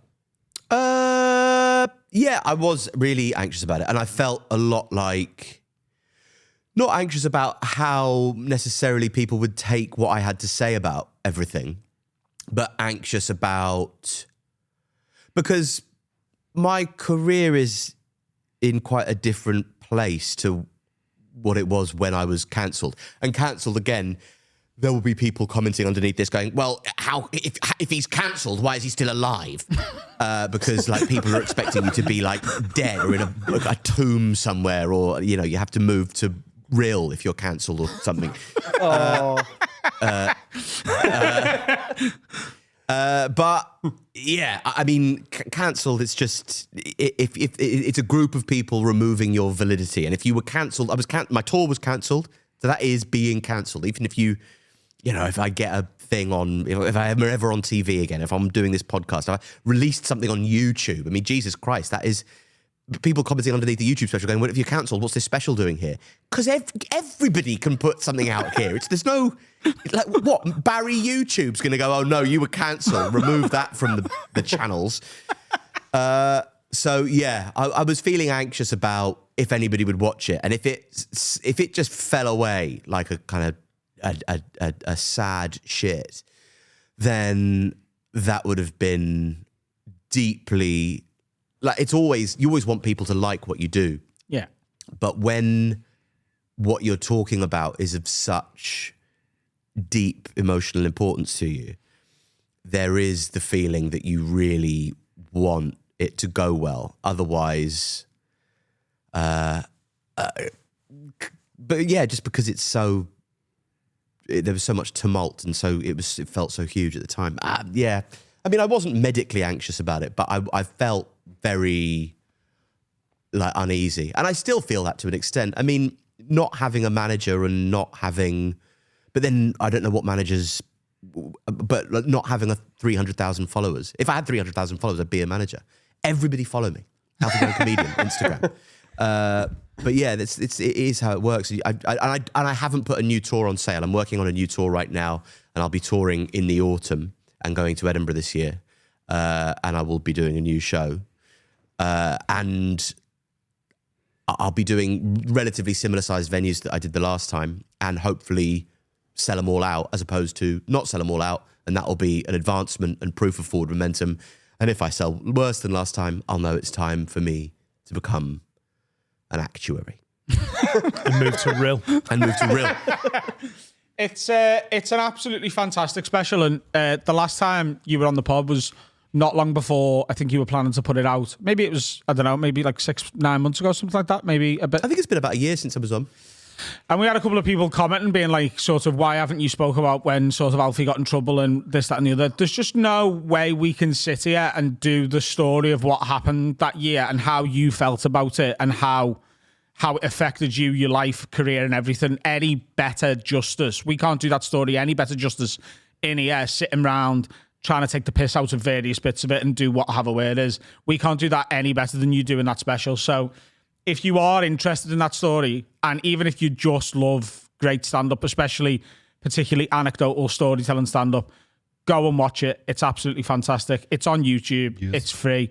The clips are also banging all over TikTok and Instagram. Share one or two of them, why not? There you go. It's fucking great. And it was like, as your mate, watching you sort of handle that year in the way that you did. Because I know you don't need me to say things like this, but watching someone you really care about and love have a really bad time. And also, by the way, I understand that there's certain people who go, well, the routine was bang out of order and he should never have said that word and this, that, and the other. And you've long since apologised for that. I understand why people were angry at a certain point. But when you sort of know someone who's going through all of that stuff and watching them handle it, and then having a friend die, and then having your dad pass away in the same year, and the fact that you got through all of that year and are now in, certainly from my perspective, and you can only really speak on this yourself, a much better place, a house with your family in Liverpool and a dog, and the special doing so well. I'm very proud of you for that year and for what you did with it. Thanks, mate. That's great. Any lads who want to fuck, let me know. I feel like we're a long way from llama fostering now. No, I really appreciate that. Thank you, obviously. It's my first time on the podcast since I moved to Liverpool, and me and the family have happily ensconced in our beautiful local area, Old Swan. Yes. That's where we all live, in Old Swan. But you knew you were going to love it. Like, Jessie was on, and that was the... she's loving it. That was the worry that she'd come up and like miss London and. Well, she's an urban bohemian. She's a cosmopolitan lady. She likes being in the city. But I think the kids having bedrooms and being on the door of a park and then being half an hour into town. Or 45 minutes from Old Swan, isn't it? It's actually about the same as... Is it? Okay. Yeah, where we actually live here. Okay, cool. Of course. In Pimbo. But everyone's loving it. Yeah, no, my eldest isn't, but fuck him, Is he not loving it? Because I know he was... He really liked it at first, didn't he? Yeah, I just think I think it's difficult to go into the last year of a school, go, hi, everybody, I'm new in year 6. Yeah. I'm not from the same place as any of you lot, and you've all been working very hard at cementing friendships over the last, 10 years of your life. But here I am. And he's, to be honest, I was deeply unpopular at school and actively bullied, emotionally, not physically, but, and for him, he's popular. It feels quite distant. And I think he's looking forward to going to the secondary school that he got into. Because then he can start it all afresh. It's a fresh start for all of the kids, isn't it? You know, it's not bad, and I'm everybody is loving it. And my daughter's Scouse accent's already coming through, and it's absolutely lovely. Every now and again, she'll just like go, "Dad, me folder, I've lost me folder. Where is it, Dad?" That is quite very subtle. It's Pinter just responded. The two youngest will be Scouse as fuck, won't they? Yeah. That's so Stop sick. it. That's already. Stop it. Stop it. That's rubbish. Yeah, because they've got. I mean, they're the only people in their class who aren't Scouse. I mean, it's not, you know, it's not bootle, so they won't. Yeah, it's not going to sound like the Central African clicking language that some Scousers inhabit. But Central African. That's brutal. Yeah, I love it. I said to you recently, I think I was toying up whether I just go, I might just start, you know, the bloke who like had an aneurysm and then started speaking Chinese? Yeah. Like Chinese. The Chinese parrot. For the stickler. I think I'm just tempted to just go Scouse and just, I'll just do it. Where's he got that from? His two youngest daughters. Because it'd be like maybe annoying for a week, and then you just go, "Oh, Alfie's here. All right, lads." And I get to pick my own. Would I be like Radio Scouse or like proper? What's Radio Scouse? Hello, top of the tower. You're listening to City Talk. It's boots and coat Scouse, isn't it? It's what? Boots and coat Scouse. I thought you said Bluetooth Scouse then. Like by ours, like South Liverpool, not by ours, sorry. By people who live in the south of Liverpool, Scouse. Much different to where we grew up, Scouse. Yeah. Well, yeah. That's where my vet is, and it's, you know, there's a different Liverpool around there. Yeah. Near what's that? Where do your team train? Everton. Yeah. Finch Farm. Yeah, isn't that around there? Yeah. I mean, in my head, like, where's the Scout? Like the Swan? No, I think it is like Bootle. And like not technical Liverpool, though, is it? Yeah. If you're being a fucking idiot. Yeah. Yeah. Not a screen. Apparently it's Central Africa. That's what I'm hearing.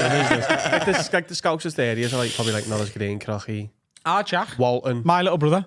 Like when I love telling this story. We must have told it on one of the times we've been on the couch. But the first time our Jack met Alfie, Jack thought Alfie was putting his actual voice on. He was like, "There's no way." And in He front thought of I was him, taking the piss out of him speaking like this. So whenever I said anything to Jack, Jack would go, "Oh, is it? Yes, 3 pints. We must have 3 pints." but in front of Alfie, like Alfie sat there, and now Jack's going to me. He's doing a character, them lads, and that's a character. That's not fucking real. That.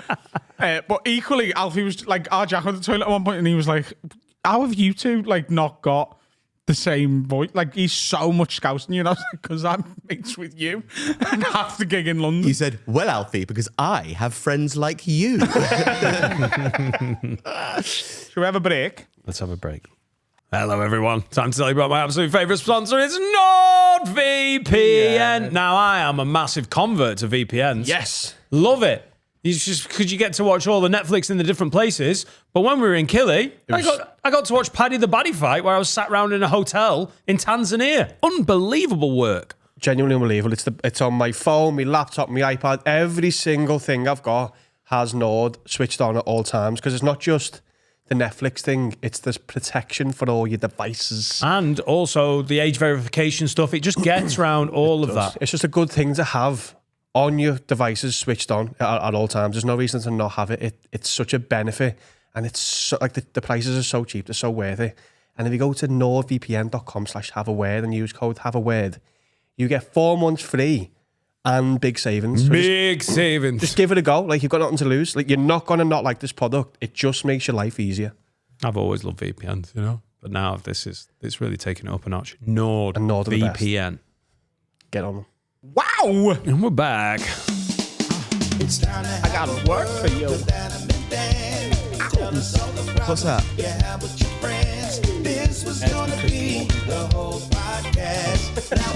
Now! Pinter. Have you never seen that film when he goes, It is a good impression, Pinter. Thank you. Donald Trump has sort of replaced Christopher Walken, hasn't he? As the impression that everybody does. Do you not think? Is that because you're saying walking and he thinks you're saying walkie? Oh. It's mad though, because for the first term, no one had it down. And then Gillis put it on a special. Is it one of those impressions that everyone's doing an impression of the impression and now it's doable? I think a lot of impressions are like that. Yeah. And I think, there's a tall guy who does red carpet awards and Yeah, stuff he's like that. excellent. Does an amazing Jeff Goldblum. But he's Yes, not funny. The guy's not funny. Have you seen him? Throwing shade there. No, but I mean, like, God, one Mark Hughes joke and he fucking cheated. his impressions are great, but he just goes, "I'm this guy." He doesn't do. Do you know what I mean? There's no bits. There's no bit. Yeah. I've Hey, I'm seen this him guy, do a yeah. bit where he does impressions of other people's Trump impressions as Donald Trump. So he does Trump criticizing Alec Baldwin's Trump impression, doing it, and then Jimmy Fallon's, and that, That's impressive. I'm afraid it is good stuff. I've not seen that. But I can't remember his name, so he's obviously not that memorable. There's a guy, I'll try and remember his name for afterwards, who has got a perfect Bill Burr impression. It's so good. You might have seen it, but it's really fucking good. I only seen it this week. And I seen a comment on it from that Jay Moore, who does loads of impressions. His Al Pacino, I think, might be the most realistic impression I've ever seen anyone do. So someone gives him Al Pacino's memoir and he starts reading from it in Al Pacino's voice. It's so... he's not doing like a caricature or cartoon of it. It literally sounds like Al Pacino. And he's done a film with Al Pacino, hasn't he? Yeah. He's done... I listened to Jay Moore's podcast for a bit when I decided I wanted to get into stand-up. You know when you find a podcast and then you drift on it a little bit? But he's an amazing impressionist, but all of the impression guys... they're not great writers, and that's what always trips them up. The comedians who can do impressions, it's next level, isn't it? Because Gillis as Trump is brilliant because he's so fucking funny. Yeah, it's more of a skill. It's commonly a skill that actors have because they have that dialect thing. And I think a lot of people who have changed accent in their life or have an understanding of different mouth shapes and the way that mouth shapes make different sounds are inherently good at accents. But it's rare for stand-ups to be across. But then a lot of impressionists are funny finding out, like, discovering the character and explaining the caricature. And it is funny in the same way that a comic actor is funny. So it's just a different, it's not like joke writing. It's not set up punchline. It's a different thing. But they're funny in finding the caricature of what it is that makes somebody funny and exaggerating various nuances in what they do that make it. But I tried to see if I could do a Trump accent, even though I think everybody who does a Trump voice has blood on their hands. Because it sort of like inures you to what he is. It's like if Elmer Fudd was president of the United States. I'm gonna get some Puerto Ricans separated from their families. It's like, oh, that's not that bad because Elmer Fudd said it. Do you know what I mean? Like You're he's softening the person by You're just saying, softening- he's yeah. a joke, isn't he? No, he's doing really bad shit. And that's the sort that every right wing, like sort of fascist, aspirationally fascist leader has that mad, like Farage. Is, oh yeah, I love cigarettes and booze, and it's all a lot of fun to him. And then everybody hates Keir Starmer way more, even though it's because he's just Boredom. because we watch so much social media, we see everybody like performing all the time. So people have got good at inhabiting their authentic selves. He still speaks like a politician. So he goes, I love the country and the country is important. And well, fucking, I've zoned out because that's not how we speak. And I know that. It's so you're not lying. clippable. It's not clippable. Where's the hook? That is sad, though. That is a thing, innit? You're not clippable as a leader. That is a thing, no? But he seems like he can't be bothered. He's just like, I'm good at it. Just fuck off and leave me alone. He's not very good at leading, but he is the best prime minister maybe since 2010. It's just, we see so much stuff now that it's very easy to tell when something's disingenuous. So even when someone's trying to just be professional, it just comes across like you're not telling the truth. And it's easy to mistrust and then lambast that. But when a guy knows their shit, that's why Gavin Newsom is such an easy watch. Oh, because he's so smooth, but doesn't quite tip over into smarmy. Like and whenever he speaks on criticizing Trump, on criticizing MAGA, like it's always backed up with fact. He gets it across really well, but he is charismatic as well. That's why he's such an obvious. When you're looking at the sort of the presidential run, like you think, oh well, the Democrats will definitely go for him. But he's electric to watch. I don't know whether it's going to play out like that. well, the current leader is Kamala Harris in the polls, which would be silly. Do you reckon it's possible to have a prime minister with a regional accent in this country? Do you reckon that'll ever happen? Yeah. I think we're moving more towards people who talk less like politicians and robots and professional. When are we? Harold Wilson was not. I mean, we're going back to the 70s. Yeah, but that's when they were like, we're thinking like this. No, I think he was. I think he was northern. I think it was Wilson was northern. Kinnock would have been. Spider-Man's boss. Kinnock got close, and he had obviously he was Scuttling around. pretty fucking Welsh. Gordon Brown. Yeah. Oh, yeah, of suppose course. that's kind of Yeah. one, Fucking Gordon Brown, I'm Prime Minister there. No, I think you've confabulated what you think. Isn't it? It's Gordon when Brown's- comedians do impressions. That's next level. I can't believe the credit crunch. I'm gonna get on your night. Got no depth perception. That's good. Yeah. Couldn't say One eye, doesn't it? Was he blind in one eye? Yes. What? Was Wait, he? So are you he threw taking a the ball. piss? Why would I know if Gordon Brown was blind? It's like number 2. One is he was prime minister. Number 2 is he's got one eye. I thought that was David Blunkett. No, he's no, he's got, got neither no of eyes. his eyes worked. Very famously, both And John eyes. McCain couldn't lift one of his arms above his head. Or both arms. Right. I don't think that was number one on the John McCain, was it? It is for me. All right, okay. Rest in peace. But if you mentioned John McCain, I thought he can't lift his arms above What's his head. number 1 for John McCain? Did he fought in a war? Prisoner of war. He was a prisoner of war, POW. wasn't he? Yeah. Was he It's in the army Nam? thing. Yeah. But then there's that big cocked Scottish white-haired RAF fucking gun-holding Labour guy, Al Carnes, who's going to be, and he looks fucking. I wouldn't go to war for him. I wouldn't go to war for anybody. I'd be too scared of dying. But I would back him. I'd vote for him. You know, I'd have no idea what he's got to say for himself. But you know, Looks hard. he looks hard. It's good to have a hard leader. We've never had one. Or not in my lifetime, anyway. Yeah, and I think the fact that, you know, I think Farage would have to be deferential. Everybody who loves Farage would go, yeah, but he was in the RAF and he held a gun and he properly went there and he did brave stuff. I suppose back in the day, you had to be hard, didn't you? Like, you'd have to, like, win the war to rule the country. So, why don't we go back to that and just the top 2? Who's the hardest ever Prime Minister, do you reckon? The hardest ever Prime Minister, Thatcher. Else. John Major would have punched their head in. I don't know. His dad was a clown. He'd have punched their head in. No, he had the range. Yeah, that's true. That's true. The hardest ever Prime Minister.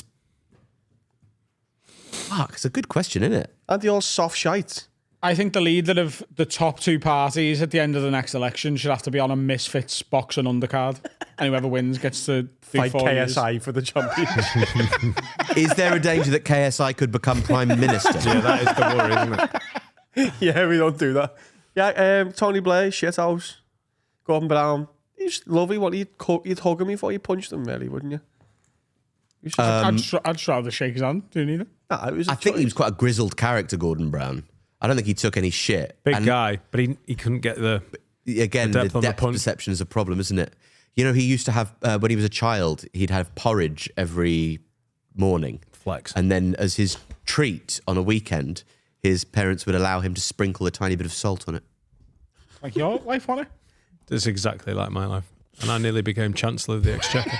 He did, and then famously Prime Minister. It never voted in though. John Prescott never got it. He was deputy, but my was man odd. could fucking throw.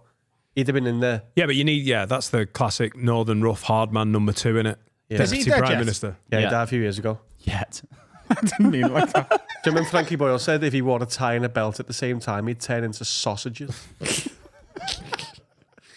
That's very good. That's very good from Frankie. Probably immediately succeeded by something cruel about a 16-year-old swimmer, but nevertheless very funny. True. This have a word is going to contrast so horrifically to that freewheeling chat that encompassed prime ministers and presidents. But Aidan says, yes, guys, my narrowboat neighbour that lives across from our apartment is miserable. Since I moved in, I've been feeding the local ducks and geese with leftover bread, as you do. Every now and again, Captain Narrowboat Wanker pipes up and passively aggressively tells me off, as bread is harmful for them. Also, he kicks off at fellow narrowboat drivers. Have a word. And how do I get back at him? Not meant to feed the ducks bread no more. Why? Apparently we should never have been doing it, and they just couldn't tell us. Yeah, but they ate it. Yeah, but because they're hungry. But they were like, you eat shit that's bad for you. Yeah, but I like it. Bad I for like them. bread. But people tell you bread's not What are you good. meant to feed them then? Frozen peas, sweet corn, lettuce. There's oats, just no way that seeds. ducks' natural diet is frozen peas. How would the ducks freezing them? No, I think just peas. I don't think it has to be frozen. And also seeds. They, a few seeds. Things that they will find in the wild. And also the weakest peas. of their own Peas. young. Yeah. They can just feed them the weakest. of their own- Frozen or no? Well, it depends how long you want it to last. It aids their digestion. Give it to them frozen, and they'll have to lick their own dead young. The ducks eat ducks. warm. Ducks eat ducks. Most animals eat their young. Duck on duck violence is actually a big narrowboat problem. Most animals eat some of their young. Pigs do it. Humans, apparently, according to the Epstein files. Pizzagate. That was right as well, by the way, all this Yeah. time. Yeah, Mad. it's confirmed. It's all confirmed. Right, so, okay. Can we just, sorry. It's all confirmed, Alfie. Sorry, Oh Aidan. my God, here we are, a paedophile apologist. Right. It doesn't make you a paedophile if you eat children. And, Also, it's great protein. okay, clip that up. And Here he goes again. so what? So Jesse was giving it all portions to me about, they ate children. Yeah. They probably fucked them first. Huh? They probably fucked the kids first. Christ. I wouldn't want to eat something I fucked. You know? That's the worst bit of it, isn't it? Well, it's all part of the dance, isn't it? So what? Look, sorry, Aidan, but we've got bigger fish to fry all of a sudden. Yeah, we'll just put you on We're doing the pause. Epstein files now. My timeline is full of narrowboat stuff at the moment, though. So, okay, let's do Epstein. Yeah. Well, there's the Pizzagate scandal, which is that they were calling kids pizza, but then there's also the beef jerky scandal as well. Too expensive. So in the Epstein files, jerky is referenced like loads of times. He's always been like, I'll bring some more beef jerky down to yours. I'll need like 6 pounds of beef jerky. Do you want some more beef jerky? There's like emails being like, Jeff's trying to eat less beef jerky at the minute, so he might go back to normal food. But there isn't a single photo in existence of Jeffrey Epstein with beef jerky. There you go. What is the beef jerky, by the way? If pizza's It's kids, human flesh. human Got flesh. to be. Right, yeah. Do you think it's actually beef jerky? Like, why would you email No, someone I think it's a code. for For human flesh. There's a slight... So there's no video or photographic evidence of him eating beef jerky, Yeah. but there's also no video or photographic evidence of him eating human flesh. Oh, Yeah, but you can't get that in Asda, can you? You'd have think like But you someone can't would be get like, good fucking beef hell, jerky Jeffrey in Asda Epstein. either. It's all sweetened. Obviously, you're only eating beef jerky because you want to cut your carbs. Oh, They and the sweeten chef it who with was sugar. making the beef jerky for him runs a restaurant called Cannibal as well. hello. Hiding in plain sight, a lot of these people, aren't they? If it wasn't, it's something nefarious. Why would they be using? Of course, a it's cover something word? nefarious. It's in the Epstein files.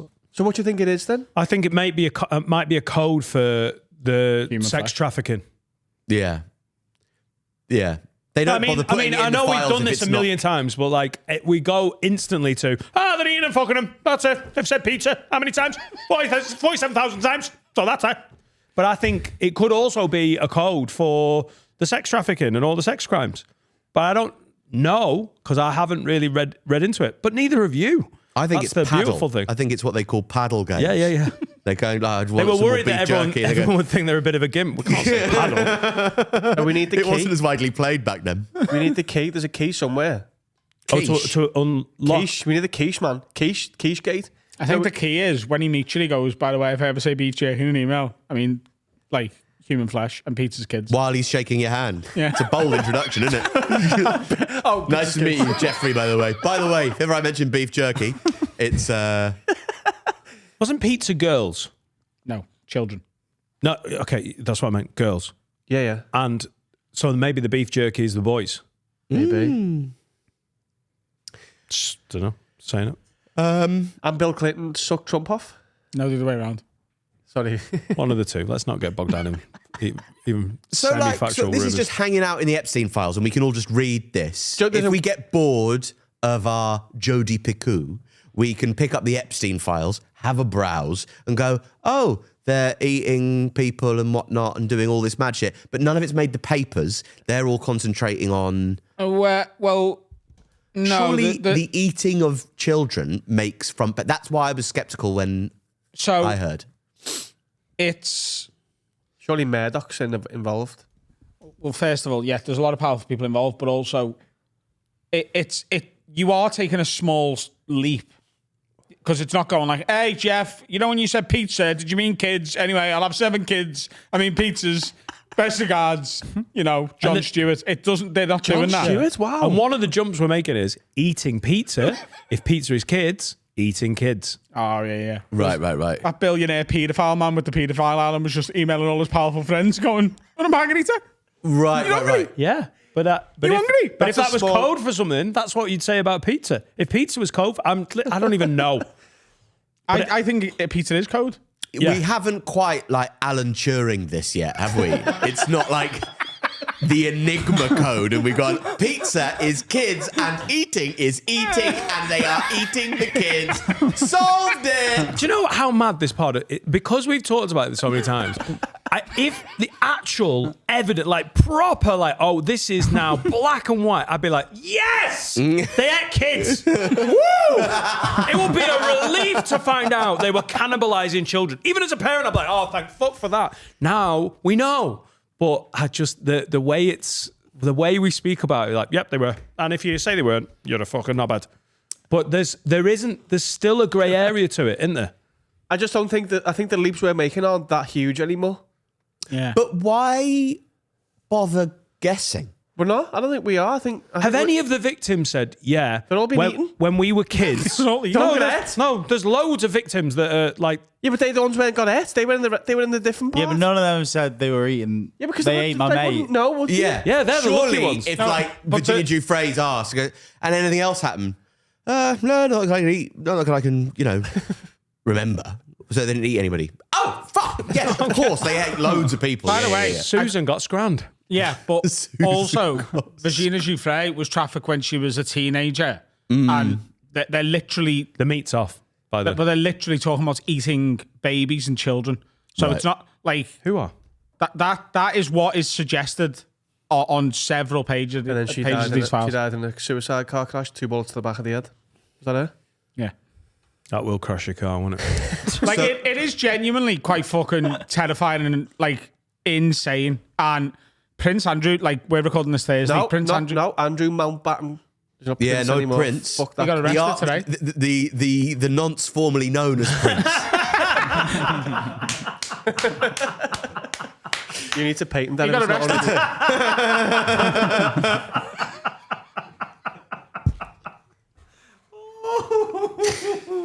Oh, there's been some fucking corkers today, boys. Oh, God. He's been apprehended by the cops. Yeah, they're probably all those children he fucked. Happy If birthday. I know the law like I think I do, Or didn't, you mustn't do that if you can help it. It would be Aiden- great if he became the biggest whistleblower for the whole thing. Like, genuinely, like, if he just went, I'm going to try and save my skin and just Yeah, but spill doesn't he all then the just tea, get fucking... shot in the head. No, it's not how the judicial system works. No, but I'm saying Epstein was about to blow the whistle and he suicided himself. What? He's in fucking Israel playing games. You seen his Call of Duty account's been active since he died. More paddle for Jeffrey. Do you think, this is ridiculous. Jeffrey's isn't in it? Tel Aviv. Do you think I tell Jeffrey, you what, Israel, they're ordering a lot of beef jerky. You know what I mean? do you think Jeffrey Epstein killed himself and all the cameras broke and all the guards fell asleep? Oh, we just had a spare body, so we took that one out first. Yeah, I think Jeffrey Epstein got killed, yeah. Oh, so why wouldn't Andrew get killed then? I don't think he's in Israel playing Fortnite. No, I don't either. Right, great. Okay, because you keep saying that he's in Israel. No, I haven't said that once. Oh, okay. No, I think it's. I genuinely, am I being naive? I think he might survive in the UK prison system. Yeah, I think he will. And I think also because Epstein got murked, much lower. I know he was famous at the time, but like this story is 10, 100 times bigger now. Like it's the biggest story one of the biggest stories in our lifetime, isn't it? Yeah. And he is a former prince. Like I think if he turned whistleblower, I think it would be incredible to know the truth, not just from all these documents. But you can't. So you don't think there's a possibility that people in the UK who knew what was going on, and haven't been accused yet, maybe even I don't know his family, who probably knew more than we know they know right now. And if he goes, you know what, they took me royal titles at me, I'm already fucked. I'll whistleblow. King Charles knew, my ma knew, they fucking knew what I was up to, everyone knew who he was, Trump fucking knew. You think they're just going to, oh yeah. He'd blow the jail off. But I think at the same time, you like fool me once, like, you know, Epstein killed himself. If we all just keep killing ourselves when we know something, it looks too mental, and everybody will go, no. Yeah, but what you've got to consider with that though is, and this is the most conspiracy this pod has ever been, but what's worse for these people? Being seen as people who are killing witnesses, or what they've actually got to say? I know, but because if what they've got to say is they were murdering children, eating children, fucking children, and flying literally like the leaders of the world around the planet to do all of that. Do you think they'd rather that come out than just blowing his head off and going, yeah, we killed one more person? Because I'm telling you now, they wouldn't. Aidan, if you'd like to get back at your narrowboat neighbour, maybe just play this bit of the episode on loudspeaker. I'm really glad we've been able to help Aidan. I think, Aidan, if you want to really fuck up his day, this bit of the podcast, get your Beats by Dre boom out. Play this nice and loud. This all came from ducks and bread, man. But do you think this even the UK, all the Crown prosecution, all of that? Do you think it's so entangled with essentially the UK Illuminati, which I think might be not as it's just organised as the American version of it? Isn't it all just the same? Yeah, but it's still within the prison system, within the like. Do you honestly think they've got control of that so much over here? Because obviously he goes to jail. There are straight coppers. There's people who are trying to get the truth out of this. Do you not think that they know that there's a potential risk to his life? There are people who can go, that person isn't in work today, they are, and this person dies, and it just happens. Yeah. The two prison guards. If somebody goes, I'll wait till if he tells everybody what Charles was up to, then there's so many people who can just go, there's people who are so much more powerful than people we know who just can, not they can control things, but yeah, of course. He's never been they want him dead, he's dead. Really? Available to be taken in by sort of shadowy conspiracy theories. Yeah. Because it's like, well, a lot of them were true because that was happening. So that was all, we know that was happening.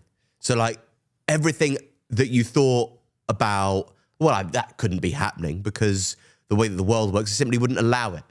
Like it was. So now you have to open your mind to other possibilities. And it amazed me, sort of going back to what we were talking about before, that Keir Starmer got so much flack for employing Peter Mandelson as ambassador to the United States. It's like, oh my God, did you know that he was like in with Epstein and like went to... Yeah, that's why he got the fucking job. Why not employ somebody who was also at the fucking parties with Trump? That's good leverage. If Keir Starmer has anything about him, the next ambassador to the United States will be Ghislaine Maxwell. Okay, am I the only one with any fucking ideas? Because you go, yeah, well, I want Greenland. Well, you can't have it. Why? Well, because look at what I know. Fuck off. Shut up, Donald. I know everything about you. Also, they had Ghislaine Maxwell interviewed the other day and it wasn't her. It was a double. Honest to God, you might think that's insane. If that's real, that picture, whatever, that isn't just the a same screenshot, person. isn't it? It's just not the same person. Have you seen that? I know you sound insane right now, like fucking So she's The in prison. picture is she's got a different face. Right. So So who interviewed her? I don't know. Maybe it's AI. Maybe it's something that's been. Hang on. lost in What was it? Given A police interview. It wasn't like Oprah. Given It wasn't Oprah. She's a bit busy for That's that. a controversial guest. So she's It was actually on Jonathan Ross. She's in prison. She was sat in between Kevin Bridges and That's a different person, isn't it? Like, look at her nose. Prison's not been kind to her. Sex trafficking, Ghislaine was much more attractive. Yeah. Anyway, Yeah. That's on them. If they get Ugly Betty's auntie out. I'm sure you've all been waiting for us to cover this. And we've done so it we in hope that typical Have a helps, Word Aidan. style. Zero facts. All facts. Nothing but conjecture. Don't feed the ducks. Watch Alfie's special. Nothing but conjecture. I love it. no facts, only feelings. The next 2 years are going to be fascinating, aren't they? I just don't think it can get any more fascinating. It's hurting my head. Jesse insists on listening to the Newsagents podcast while we go to sleep. And I'm like, can we not? I'm like nodding off. And all I can hear is Emily Maitlis go, a paedophile convicted of rape, 17, fucking hell. 17 Palestinians were shot to fuck off. I'm trying to go sleep. There's little speakers that they put in pillows now so you can have individual. Yeah. I think that would be a great gift for her and yourself. I try not to listen to podcasts when I fall asleep anymore. I like trying to have If you can listen to anything, she can have the news agent on, you can have the Monster Mash on repeat. Well, in that case, let's do that. And I'd have mad dreams there, you know. And Aidan, if you'd like to get back at the narrowboat guy, maybe get him one of those pillows. Don't tell him. Put it in his bed and play Monster Mash on repeat. Celine Dion's greatest hits, and he'll think he's going insane. What a fun way to gaslight somebody and drive somebody to their ultimate suicide. I honestly hope someone's got to have a word on now and is trying to go to sleep. And this is what they've put on. If you are trying to go to sleep, maybe there's someone downstairs. All your ovens on. Also, Alexa, set an alarm for 3 a.m. Dead loud. He's done it again. He's done it again. Night, It's good listener. stuff, and it's done well. Alexa, play Gold by Spandau Ballet, max volume. Fucking rammers. Night, visual listener. And if you're listening on audio, you get a nice little song. We've got the Monster Mash on repeat. No, we've got. We had a load of bands in after I said we were running low. So I'm going to get to them over the next few weeks. This week is a band called Brogat, which is Welsh for frog, and this is their tune Rhei, which is Y_REU, and it's electronic rock. Sounds a bit to me like the new Kasabian stuff or LCD Sound System. In Welsh. That sort of vibe, but it is in Welsh. Great. You don't have to be a band, by the way. You can we've had a couple of new rappers in. artists. Right, nice. Yeah. Also, we'll get Mad to them. That Season 2 was just dropped. Please don't give us love. Mad That Season 2. Mad That Season 2, Yes. very exciting Yeah, times and also vibes. Thank you. Episode with John Kiriaku's just dropped. Please go and give us a like, give us love, share it. It's something that we really care about. And I'd like if you go and give it a watch. Mad That on YouTube, Instagram, Twitter, everywhere. Can I plug my podcast? Nothing but conjecture. Yeah. Before we break up again with me and Jesse Cave from Trolleyed on Sky One. Now you could listen to that. Wow. You could you could visually listen to it as well, though. I put it through a rather pleasing LUT before it goes onto YouTube, so Yeah, I there can see are that. buttery colours, and that's a listen to that if you would. The clip the other day about Jessie saying what she thinks she would have been really good at career-wise if she didn't do comedy. Can I do a ham-fisted version of it? Sure, Jessie I'd was love to see that. Adam Rowe performs the reels of Jesse Cave and Alfie Brown. Jessie said, I think if I didn't, I'd always would have been a good performer, but I don't know whether I should have done comedy. She's like, I always thought I would have been really good at going into schools and talking about rape. And Alfie said, you'd have to be invited. And then just acted out, having to kick her out. Yeah, no, she's terrorising in the year 8. I feel really Get sorry her out. Get her out. Thanks for listening. Thanks for watching. Is that done? Thanks for having me. I No, really you're very enjoyed my welcome. We love appearance you. on the Have a Word podcast this week. Bye, fuckers.